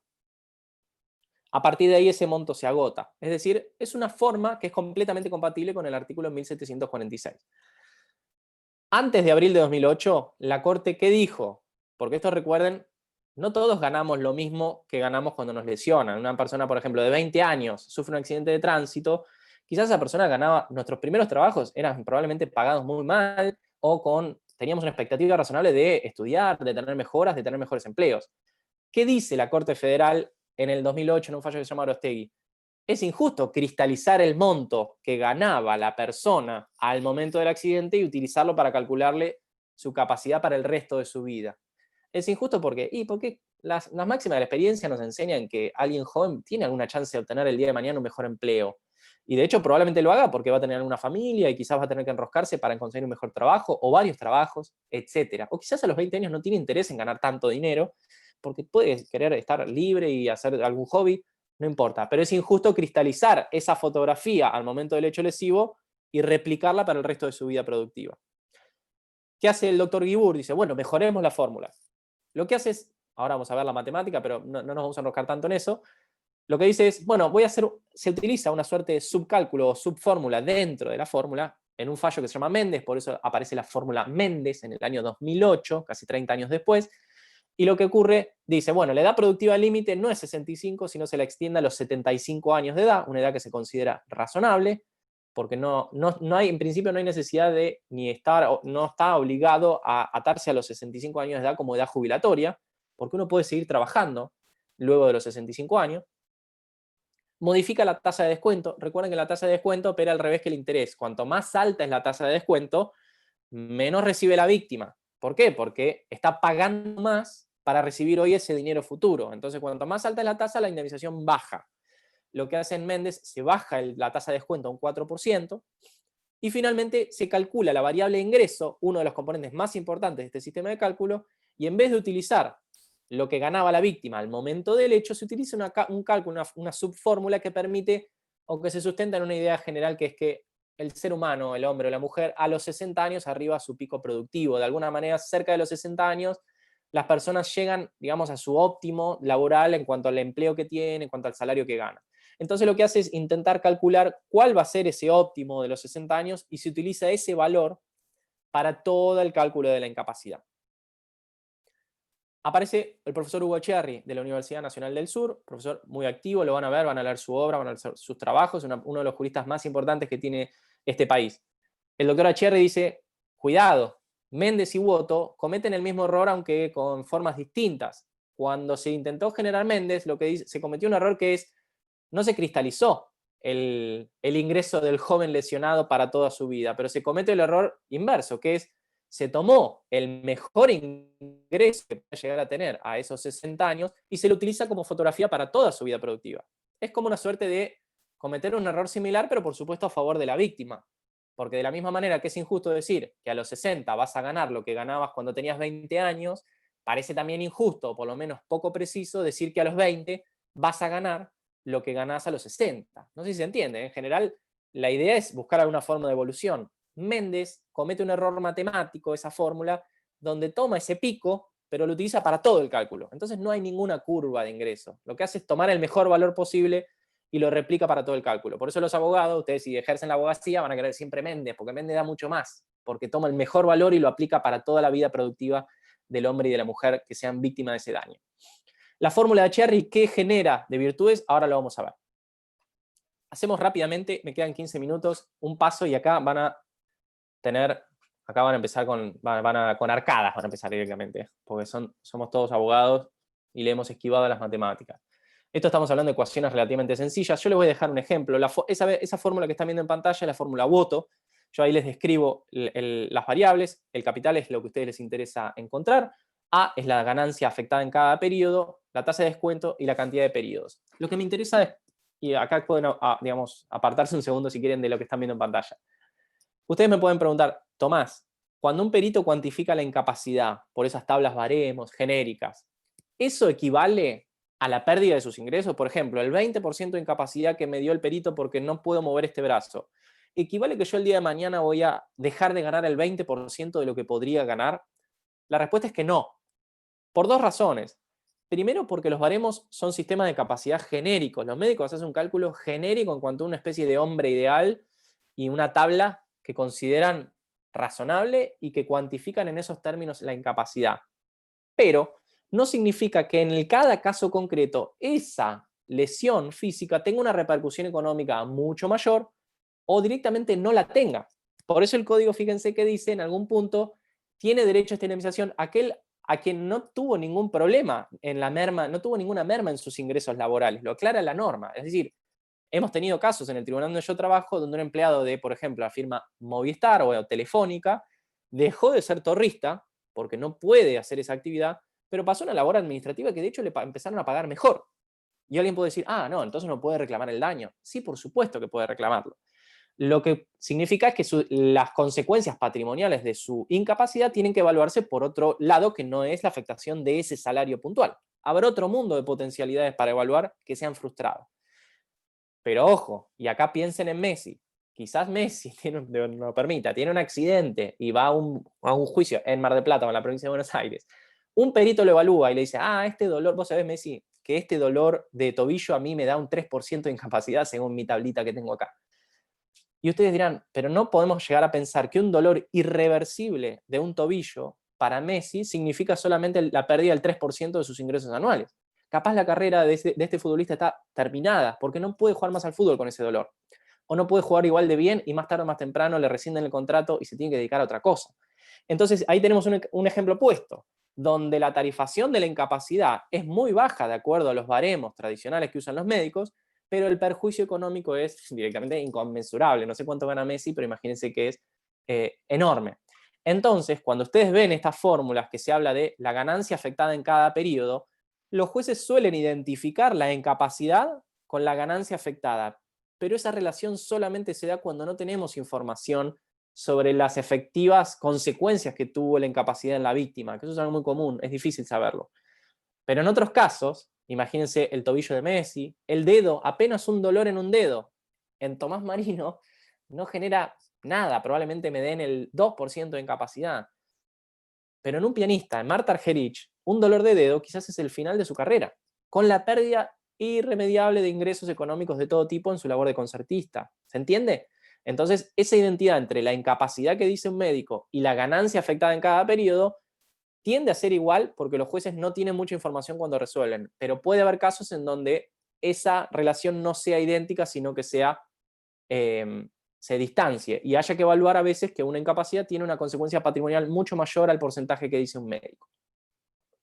Dicho eso, pasamos, yo les dejo acá las filminas, un ejemplo para cómo calcular, utilizar la fórmula Woto. No se asusten, son cálculos muy sencillos, son ecuaciones donde ustedes pueden encontrar de acuerdo a una cierta, acá les puse un ejemplo, una persona de 25 años que ganaba 10.000 pesos por mes, sufre un 20% de incapacidad permanente, pueden hacer el cálculo donde básicamente la manera de leer ese resultado es que con 3.000, perdón, el ingreso era de 10.000, 391.203 pesos con una indemnización, lo que se hace es un capital actual que representa el valor, insisto, actual, valga la redundancia, de una serie de rentas futuras traídas a hoy. O lo que es lo mismo decir, ese monto de dinero puesto a un interés me da periódicamente un monto de dinero que equivale a la capacidad mermada. Esas son las formas de leer estos resultados.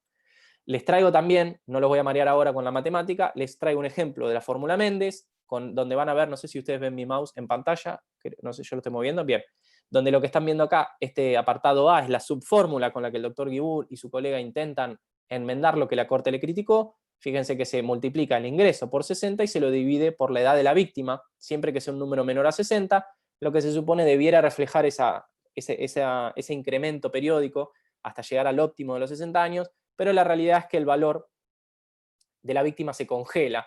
Entonces, en el ejemplo, el resultado siempre va a ser mucho mayor. ¿Por qué? Porque el monto del mismo caso que les estaba dando, fíjense, de Alejandra, con sus mismos años y su mismo salario, ahora recibe una indemnización muchísimo mayor, porque la indemnización que le damos a Alejandra se calcula con el mejor salario que podría obtener a sus 60 años y se lo utiliza para todo el cálculo. Ese es el error que el doctor Acherri encuentra en esta fórmula y, por supuesto, tiene razón. Dos ideas para terminar, fórmula de Acherri y vamos a la incapacidad por fallecimiento. Y después en las filminas van a encontrar otra información también relevante. Yo después les voy a subir al campus. ¿Qué es lo que dice el profesor Acherri?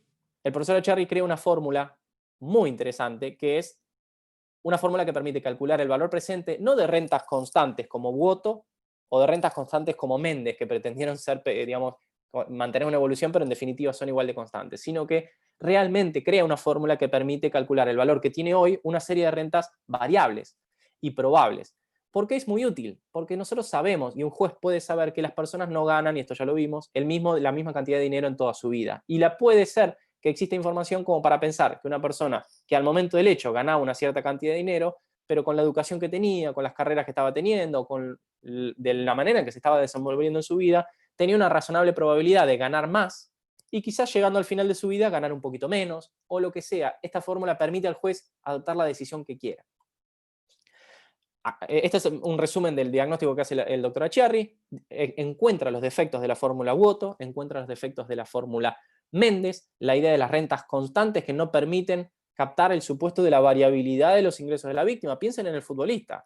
Messi gana hoy un dinero que no va a ganar a sus 50 años. Quizás a los 50 años puede ganar con publicidad, puede ganar con marcas, puede crear una escuela de fútbol, pero su tope, su óptimo de ingresos está en su vida deportiva, que tiene, en términos etarios, ya está llegando a su fin. Lo que no ocurre con otras personas que se dedican quizás a tareas administrativas o otro tipo de trabajos intelectuales. El deportista es un clásico ejemplo de un pico inicial y un decaimiento posterior. Por supuesto, ustedes me dicen, bueno, puede invertir. Por supuesto, pero en cuanto a la retribución explícita, el deportista tiene inicialmente un incremento que después es esperable que baje. Entonces esta fórmula permite hacerlo. Esta fórmula que están viendo en pantalla, por supuesto ustedes van a ser como Jerry Seinfeld, que diciendo, no, ya está chicos, yo hasta acá llegué, nos vemos. No es necesario que la aprendan, por supuesto. Lo que hace, digamos, todas estas virtudes tienen un costo en términos de la complejidad de la matemática de fondo, pero doctor Acciarri lo que hace inteligentemente es crear un Excel, un aplicativo, para que los jueces la puedan utilizar sin hacer la matemática. Lo importante es comprender cuáles son las operaciones implicadas, pero no sentarse a hacer las cuentas. Imagínense que si nosotros hacemos un asado y para distribuir los gastos usamos la calculadora del celular, ¿cómo no le vamos a dar al juez una herramienta con un Excel para que pueda calcular y no sentarse a hacer toda esa cuenta de manera directa, a mano? Para eso existen las herramientas, para eso existe la tecnología. ¿Qué es lo que dice Acciarri con su fórmula? Las rentas, dejemos de que sean constantes, pueden ser variables, y no solamente pueden ser variables, sino que pueden ser variables de acuerdo a una cierta probabilidad. El juez puede decir, por ejemplo, bueno, miren, en el caso de Alejandra ganaba 10.000 pesos por mes al día del accidente, pero la realidad es que veo que se había ingeniado para terminar una carrera de contadora, por lo tanto entiendo que llegando a sus 40 años sus ingresos seguramente iban a incrementarse, y llegando quizás para los 60 iban a tener otro incremento, porque la cantidad de clientes, etcétera, etcétera, pero quizás a los 75 ya un poco cansada de su trabajo, iba a dejar de trabajar tanto y un poco en parte por la jubilación o por descansar, iba a ganar un poco menos. Entonces el juez puede con esta fórmula captar todos estos razonamientos y calcular una indemnización que responda a estas variabilidades. Y puede ser con un Excel que es muy sencillo. Esto el día de mañana cuando ustedes ejerzan, si ejercen el derecho civil, lo van a utilizar, permite calcular todo eso de una manera muy sencilla. Dicho esto, esto es un esquema, si se quiere, esta filmina la debería haber puesto al inicio. Este es el esquema de una típica indemnización. Hay dos maneras de operar con la fórmula. Las fórmulas, algunos jueces la utilizan desde el inicio, desde el fin de la curación en adelante, es decir, toman como la fecha, el momento del accidente, el momento en que termina la curación, y a partir de ahí calculan hacia adelante. Otros jueces, por ejemplo, el doctor Lustonó, el doctor Monterici en la Sala Segunda de la Cámara Civil y Comercial, lo que hacen es distinguir. Desde la sentencia dicen, hacia el pasado no tengo por qué usar una fórmula porque el pasado ya pasó, por así decirlo. No hay nada futuro con relación al momento en que estoy hoy.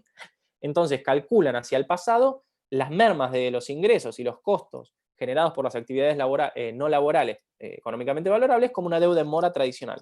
Y desde su ubicación temporal hacia el futuro utilizan la fórmula. Estos son dos sistemas que los jueces utilizan a elección.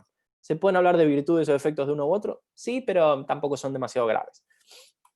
Finalmente, y con esto terminamos y ya los dejo porque creo que estamos en hora, me faltan 4 minutos, el artículo 1745 prevé un supuesto que es, por supuesto, más grave que el anterior. No estamos hablando ya de incapacidad, sino que ese accidente de tránsito que les mencionaba al inicio genera la muerte de la víctima. La muerte despliega una serie de consecuencias resarcitorias, por supuesto, no ya en el muerto, que está muerto, sino en sus deudos, en los legitimados que establece esta norma. 3 pautas establece el artículo 1745. Lo primero es que los gastos necesarios para asistencia y posterior funeral de la víctima, que tiene derecho a repetirlo quien los paga, aunque sea en razón de una obligación legal, que significa que quien genera el daño injusto tiene que pagar los gastos que implica la asistencia y el funeral de la víctima. No importa quién los paga, qué familiar los paga, no sé si tuvieron la desgracia de que tengan alguna muerte no esperada en una familia, pero hay toda una burocracia, hay gastos que se hacen ahí en el calor del sufrimiento que alguien los tiene que pagar, y ese alguien es precisamente el victimario, el responsable del daño. No importa quién los paga, por supuesto la víctima no lo va a hacer, no importa si son herederos o son del grupo familiar, la ley da derecho a repetirlos. Incluso quien tiene una obligación legal, si hubiese en el marco de un contrato de trabajo, lo tiene que pagar el empleador o a la ART, o si hubiese una compañía de seguros, no importa, el que lo pague tiene derecho a repetir del responsable del daño esos gastos. Incisos B y C son lo que más nos interesan. Lo que nos está diciendo el inciso B es el supuesto donde en un esquema familiar el que fallece es uno de los cónyuges. Por lo tanto, la indemnización tiene que comprender lo necesario para los alimentos del cónyuge, del conviviente y los hijos menores de 21 años con derecho alimentario. Esto podríamos entender que también incluye hasta los que tienen 25 con alguna carrera universitaria, esto ya lo han estudiado seguramente. Y esta indemnización procede aun cuando haya otra persona que tiene alguna obligación legal de prestar alimentos. ¿Cuáles son las dificultades para calcular este resarcimiento? Por supuesto, es lo que dice al final. Hay que tener en cuenta el tiempo probable de la vida de la víctima y sus condiciones personales. ¿Esto qué significa? Que la víctima en realidad era una fuente de ayuda para su grupo familiar. Imagínense que muere una de las personas que tiene un trabajo mejor remunerado en el hogar. Imaginemos, muere en un matrimonio de hombre-mujer, muere la mujer que tenía una actividad profesional súper exitosa. De esa actividad profesional tenía un cierto ingreso. De ese ingreso algo dedicaba a sus propios gastos, sus gastos personales. De ese ingreso algo dedicaba a sus gastos profesionales, pagando el estudio, por ejemplo, que sea contadora, pagaba el estudio contable, a los empleados, etcétera, etcétera, y le quedaba un remanente que destinaba a su familia. Esa es la ayuda frustrada que genera la muerte y que constituye, para quienes recibían ese beneficio, esa ayuda, un daño patrimonial cierto. Ya no van a recibir ese dinero. Por eso se habla de lo necesario para los alimentos. El daño constituye justamente una prestación alimentaria económica que antes realizaba la persona que ha fallecido y cuyos ingresos futuros ahora quedan definitivamente mermados. Por eso hay que tener en cuenta el tiempo probable de la víctima, porque no es lo mismo un hijo de 15 años a un cónyuge que sobrevive que tiene 74, por ejemplo. Imaginemos que la mujer sea más joven. Bueno, ahí habrá que estar el derecho que tiene esta persona, cambia, cada beneficiario va a tener un límite etario distinto. El hijo va a tener un derecho a una ayuda frustrada hasta, lo dice la norma, 21 años con derecho alimentario, o si el derecho alimentario se extiende por algún estudio de una carrera. O, eventualmente, la independencia económica de ese chico.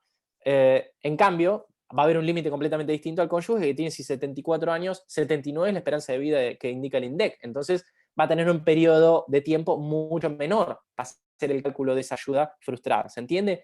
Cada circunstancia de cada beneficiario va a tener variables temporales que el juez tiene que apreciar teniendo, por eso lo dice, el tiempo probable de vida de las víctimas, sus condiciones personales y de quienes reclaman. Lo mismo las condiciones de la propia víctima. Si fallece alguien en el contexto de una familia que tenía 74 años, y es la persona que tenía 74 años la que fallece, no se pueden pedir 20 años de ayuda frustrada porque a esa persona le quedaban 6 años, si era mujer, 6 años, 7 de esperanza de vida. Entonces siempre hay como un techo que por uno u otro lado, o bien con relación a las circunstancias de la víctima directa, al que fallece, o con relación a los beneficiarios que reclaman el daño, va a resultar aplicable. El último caso es el caso más doloroso de todos, que es la muerte del hijo, la pérdida de chance de ayuda futura como consecuencia de la muerte de los hijos. Y esto es, por desgracia, algo muy frecuente en familias más humildes. Esto se ve en los tribunales. No estoy describiendo el mundo ideal, estoy describiendo el mundo que existe en tribunales. Muchas veces los hijos, los ingresos, no solamente repercuten como frustraciones, ayudas a la familia, sino con ayudas futuras. Cuando los padres son mayores, no pueden trabajar, los hijos los ayudan económicamente. No estamos hablando de pobreza extrema, esto es algo digamos, de clase baja a clase media. Quizás las clases altas pueden pensar en la etapa final de la vida sin ningún tipo de ayuda, pero en todo el resto de los mortales a veces hay una ayuda de los hijos hacia los padres, y por lo tanto perder un hijo implica frustrar esa posibilidad de chance de tener esa ayuda de nuestros hijos. ¿Y cuál es la idea con la que terminamos? Que esto que ustedes están viendo en los incisos B y en los incisos C también constituye una serie de sumas de dinero futuras que el juez no puede ordenarle al victimario, al responsable del daño, que pague periódicamente, sino que se trae todo ese dinero que se calcula con las particularidades que acá la norma les está diciendo, y que se utilizan también las mismas fórmulas. Es decir, la moraleja es que para el artículo 1745, incisos B e inciso C, también se utilizan y deben utilizarse, lo dice la jurisprudencia ampliamente mayoritaria, los sistemas de renta capitalizada o las fórmulas matemáticas de renta capitalizada que se aplican para el artículo 1746, bien digo. ¿Esto qué significa? Que las fórmulas se utilizan para las dos órbitas, para la órbita de la incapacidad sobreviniente o para la órbita del fallecimiento en los supuestos de los alimentos para los que sobreviven, o el beneficio frustrado, o para el supuesto de la pérdida de chance de ayuda futura cuando el que muere es un hijo. No, esto que está acá no lo vamos a ver porque no es necesario. Me interesa que, llegué, son y 18, estamos un poquito pasados. Voy a poner el chat, que me hagan las preguntas que quieran en este momento. ¿Las fórmulas que se utilizan, las fórmulas se utilizan todas o se utiliza una? No, los tribunales eligen. Que en general cada tribunal tiene una fórmula predilecta. Si yo tengo que decir por mi experiencia, la fórmula Méndez es de las más utilizadas porque es la más sencilla. Acá se mezcla un poquito mi opinión personal. Estadísticamente la fórmula Méndez es la que más se ve en los tribunales. En los tribunales sobre todo de primera instancia. En la Cámara de Apelaciones Civil y Comercial de Mar del Plata, en la sala 1 y la sala 2 utilizan la fórmula de Hugo Echearri, que es ampliamente superadora de cualquier otra. Ampliamente superadora en cuanto a las posibilidades que le brinda a los jueces, en cuanto al ese Excel maravilloso que se creó, que es muy sencillo de utilizar. La sala tercera utiliza el sistema mixto, utiliza la fórmula Méndez, pero se reserva la facultad de que si el monto no le gusta, por razones X, lo aumenta o lo baja. Lo que ocurre es que, y esto lo dice el profesor Echearri, ¿para qué usar la calculadora para calcular 2 más 2 si cuando nos da 4 decimos, no, yo prefiero que sea 5? El doctor Echearri dice, si no les gusta el resultado, no se enojen con la calculadora. Significa que están aplicando mal la matemática o tienen que repasar las variables que han utilizado. Lo que no tiene sentido es decir, bueno, 2 más 2 es 4, pero en este caso considero justo que sea 5. Esa sería la objeción al criterio mixto, que no les expliqué las virtudes o los defectos. Pero estadísticamente la fórmula Méndez se utiliza mucho en primera instancia, pero las cámaras, la fórmula Cherry cada vez tiene más predicamento porque se conoce mucho más sus virtudes, los jueces se animan a utilizarla. Lo que ocurre con la fórmula Cherry es que exige una mayor actividad probatoria del abogado de la parte actora, de la víctima, porque hay que darle más información al juez. Y a veces los jueces se enojan, y con razón, cuando tenés una herramienta que si tenés toda esta información te permite calcular muy bien una indemnización. Pero después lees el expediente y no sabes de qué trabajaba la víctima, no sabes si tenía estudios terciarios, universitarios. Hay un testigo que refiere que trabajaba en una gomería, pero no está muy claro qué hacía con su vida. Entonces dicen, o sea, tengo esta Ferrari que me permite llegar rapidísimo a este destino, pero la verdad es que tengo que caminar una cuadra porque la información no. Entonces voy con esta.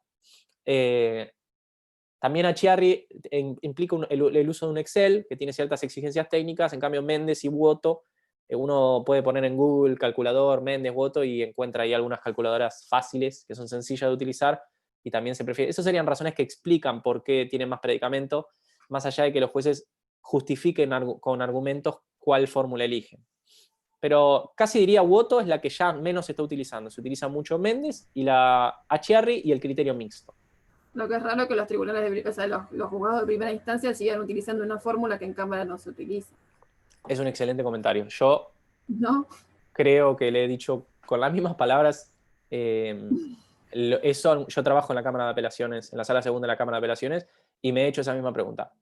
Hay razones más sociológicas, que por supuesto la jurisprudencia de una Cámara, en la medida que hay 3 salas y no hay unanimidad, el juez de primera instancia puede decir, bueno, en la medida en que no haya un plenario que a mí me obligue, en virtud del artículo 37 de la Ley Orgánica del Poder Judicial, esto lo van a estudiar en procesal, en la medida en que no me obligue una ley, yo tengo derecho a hacer lo que yo quiera, más allá de que a través de un recurso la Cámara me diga que no estoy.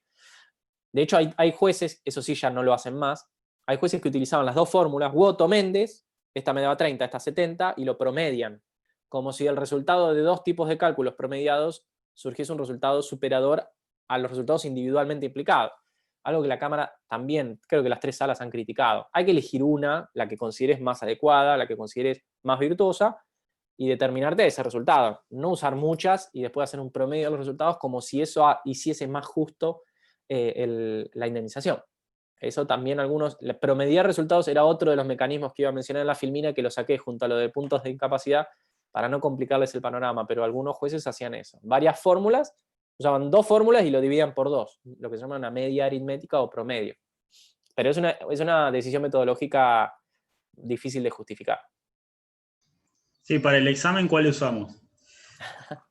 La clásica pregunta. No, como yo soy nuevo, no tengo ninguna potestad de elección ni de criterio en cuanto al examen. No tengo ningún tipo de, digamos, injerencia en el examen. Así que no les sé decir. No les sé decir. Lo importante es que entiendan conceptualmente cómo funciona. No se les va, probablemente, entiendo, no se les va a pedir que digan, bueno, calcule cuánto tenía Alejandra para cobrar, si cobraba tanta plata, pero sí que entiendan cómo funciona o en qué consisten esas fórmulas y conceptualmente cómo operan. Porque además, no solamente cómo entenderlas, el propio artículo 1746 les está diciendo. ¿Qué significan las fórmulas? Y las fórmulas son herramientas que permiten calcular un capital cuyas rentas a una cierta tasa de interés permitan extraer periódicamente el valor de una capacidad mermada vinculada a actividades productivas o vinculadas a actividades económicamente valorables. Es el propio texto del artículo que lo explica, así que quizás desde ese punto la propia norma te da la solución. Lo importante es que comprendan, si se quiere, los tres tipos de fórmulas, pero cuáles son las diferencias que tienen, o los errores implicados o que se les puede adjudicar a una. Por ejemplo, Woto, la idea de cristalizar el ingreso y tomar lo que la víctima ganaba al momento del hecho y replicarlo para toda su vida, sin más. Por ejemplo, que Messi ganaba, lo que ganaba Messi hoy es lo que va a ganar a los 70 años. Está mal eso. Méndez intenta repararlo ese problema, pero comete otro distinto, que es decir, Messi a los 70 va a ganar lo mismo o a la inversa, va a ganar a los 60 años lo que ganaba, que es otra forma de injusticia. Y quizás, si quieren, las virtudes que el doctor Acherry intenta superar en su propuesta. Pero no, ¿cómo se va a evaluar? No, desconozco. No me animaría a decirlo porque no quiero darles una información que, por supuesto, me va a venir en contra si el día de mañana el doctor Lustó o la doctora Fernández Puente toman de una u otra manera. No. Yo fui alumno también de Derecho, ahora y di muchos años de clases, imaginen que he cometido el error de decir, no, esto así no se lo van a tomar, después se lo toman y los cohetes hay que esquivarlos. No me animo a decir cómo se va a evaluar tal o cual tema. Estudien todo. Está claro que no nos van a tirar una fórmula, sino tener el concepto de cada una. Correcto. Si llego a resolver una fórmula de esa, directamente me voy a la Facultad de Ingeniería a dar clases de cálculo. No, perdele el miedo porque si vos ves es una ecuación sencilla, es una ecuación es una igualdad entre un valor que vos despejás, que es el que te interesa, la famosa X, que en tu caso es el capital, y una serie de variables que el juez elige. Después, si vos seguís, yo pasé rápido, pero ustedes miren las filminas, es muy sencillo de seguir, son cálculos que lo haces con la calculadora y vas despejando hasta que te quede el valor del capital. La realidad es que tampoco los jueces lo hacen, no se sientan a hacer la matemática. Yo se las muestro porque es importante que comprendan lo que hay detrás de eso. Pero los jueces utilizan calculadores de fórmulas. Ponen la capacidad, ponen la cantidad de años, ponen la tasa de descuento y apretan Enter. ¿Para qué hacer, digamos, a lápiz y papel algo que la tecnología te permite hacer de manera rápida? No se preocupen. Sí es importante que entiendan cómo funciona. La idea de un capital presente con relación a un capital futuro, cómo opera la tasa de descuento, etcétera, todo lo que vimos hoy. Sí, Vanessa. A mí me quedó la duda cuando hablas de incapacidad, hablas de daño psicofísico. ¿Entra el daño psicológico o el daño psicológico entra en el daño moral? Está bien la pregunta. Nosotros estamos hablando siempre de daño patrimonial, por lo tanto lo que interesa es si la lesión psicológica te afecta a esos dos ítems que tienen que ver con por ejemplo, puede haber un daño psíquico tarifado por ejemplo, por un médico psiquiatra, de que yo no puedo estar, yo ahora estoy en la habitación de mi hijo, por ejemplo, porque COVID, digamos, actividades remotas, lo que sea. Imagínense que yo tengo una lesión que me generó, estoy inventando al solo efecto de poner un ejemplo, pero una suerte de claustrofobia, o que me agarran ataques de pánico, y yo no puedo trabajar más de un cierto tiempo en un ambiente cerrado. Esa es una lesión que no tiene que ver con mi físico, sino con mi psiquis, con mi salud psíquica, y que me va a afectar de alguna manera mi desempeño laboral o alguna actividad económicamente valorable. Puede ser, la ideal sería que esa lesión específica puede ser objeto de algún tratamiento, en cuyo caso es un daño emergente, que es el costo de la terapia. Yo le voy a reclamar a la persona que me generó el daño que me pague lo que un psicólogo perito dice que yo tengo que hacer de terapia. Por ejemplo, se puede un perito decir, mire, esta persona tiene estos temores o este encierro, esta claustrofobia, necesita 3 años de terapia. A 1.000 pesos la sesión. Bueno, listo. Calculo y ese va a ser un reclamo patrimonial directo. Lo que o puede generarme una angustia a mí muy grande tener este problema. Entonces yo ahí reclamo daño moral. Una misma lesión como fundante de 2 capítulos resarcitorios distintos. Ahora, en lo que refiere a las consecuencias patrimoniales, laborales o económicamente valorables de esa lesión, en tanto mermante de alguna aptitud mía para producir o para hacer, ahí digamos, ingresa dentro de este resarcimiento. En general, cuando se hacen las pericias, se calcula todas estas cuestiones. Incluso a veces los peritos tienen que calcular las incapacidades por cuentas que no viene al caso entrar ahora. Quizás un médico legista calcula todo lo que es físico y un médico psiquiatra dice, bueno, esta persona ahora tiene un miedo, que no puedo, tiene ciertos problemas o ataques de pánico, que no puede trabajar en estas condiciones y eso le implica una incapacidad de tanto por ciento. Y después hay que calcular la incapacidad total resultante. Un poco a veces se conjugan las lesiones, lo que son lo físico, que es la más usual, pero también del valero, como diría un amigo, de una forma un poco científica.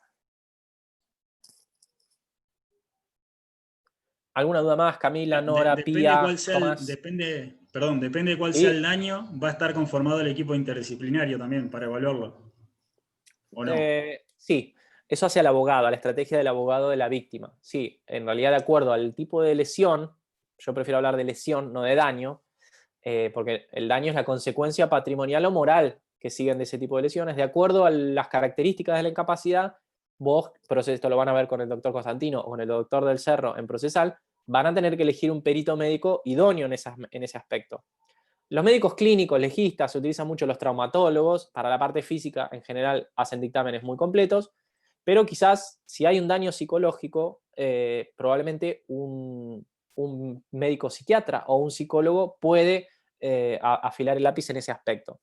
Tengan en cuenta que el daño psicológico, muchos tribunales en una época decían que era un daño autónomo, una suerte de tercer género de daños, y no lo es. El daño psicológico es una lesión concreta que puede generar, ya a esta altura lo repito para que se les quede, consecuencias morales o consecuencias patrimoniales. O consecuencias patrimoniales, por ejemplo, el costo de una terapia es lo más frecuente, es muy frecuente. Consecuencias morales, la que ya saben, es una lesión más, una angustia más, que se tarifa y que se busca que un juez le dé una indemnización que permita obtener alguna satisfacción compensatoria, algún bien de la vida que me permita estar menos triste. Pero sí, siempre los médicos, los peritos se eligen de acuerdo a su especialidad. A un traumatólogo le decís, ¿cuál es el daño psicológico? Y te va a decir, y esto no es mi incumbencia. Tiene que ir con un médico, como tampoco le puedes pedir que evalúe una cicatriz a un médico clínico. Te va a decir, y esto habla con un cirujano plástico. Entonces ahí es un problema procesal, que es elegir bien a los peritos. Esto del Cerro y Constantino se los van a decir así, hasta que les quede. Elijan con criterio los peritos, porque los peritos, donde no saben, levantan la mano y dicen, yo esto no me opino, y el proceso avanza. Si te equivocaste de perito, quizás perdiste una oportunidad de demostrarle al juez una lesión concreta que tiene tu cliente, en tanto víctima de un daño injusto. Aime, una N, Susana, Guarino, Pía y Aileen. ¿Alguna duda? Noelia. ¿Una más? Porque estamos despasados de tiempo y no les quiero robar más tiempo. Bueno, después voy a hablar con la doctora Fernández Puente para estas filminas que acaban de ver, que ustedes las puedan acceder. Se los voy a hacer en un PDF, subirlas en el campus. Y nada, éxitos en el estudio de la materia. Probablemente nos veamos, yo creo que doy una clase no la semana que viene, sino la otra. Doy la última antes del examen. Uy, van a estar tipo, no me importa nada de lo que usted acaba de decir. ¿Qué toman en el examen? Ya de esas las conozco, la última es esa. Bueno, entonces nos vemos, creo, la última, que es sistemas específicos de responsabilidad civil. Creo que, doctor, Aimé fue directo al grano. ¿Sí? No, Aimé, no voy a decir qué estudiar o no, hay que estudiar todo. Esa es la respuesta genérica. ¿Qué se toma o qué no se toma? Es una decisión de las jerarquías más altas de la cátedra. Y no, yo acá estoy con el cronograma y no, me parece que no das ninguna más. No, sí, creo. Al profesor Colangelo, a Dubó los viernes y el resto son de... Sí, el cronograma no dice que da la última. Ah, doy en otra. No, me mareo. Doy en daños. Miento, no, doy en daños, que es otra comisión. En el nuevo plan. Nuevo. Sí, dan con el doctor Colangelo. Yo trabajé con el doctor Colangelo. El doctor Colangelo es juez civil y comercial, así que todo lo que tiene para decir es muy interesante porque tiene una experiencia como juez y yo trabajé con él varios años. Fui su prosecretario en el Juzgado Civil y Comercial número 13, allá en el año 2012 a 2015. Bueno, chicos, espero que les haya servido, espero que me disculpen la tos y si hablé muy rápido, como me dio a entender de una manera muy curiosa, no me acuerdo el nombre, pero bueno, que no se entendía una goma. Espero haber hablado un poquito más lento. éxitos en el estudio, si no los veo, éxitos en los prácticos, en el examen, etcétera, etcétera. Adiós. Chao, hasta luego. Gracias, Chao, hasta gracias. Chao, gracias.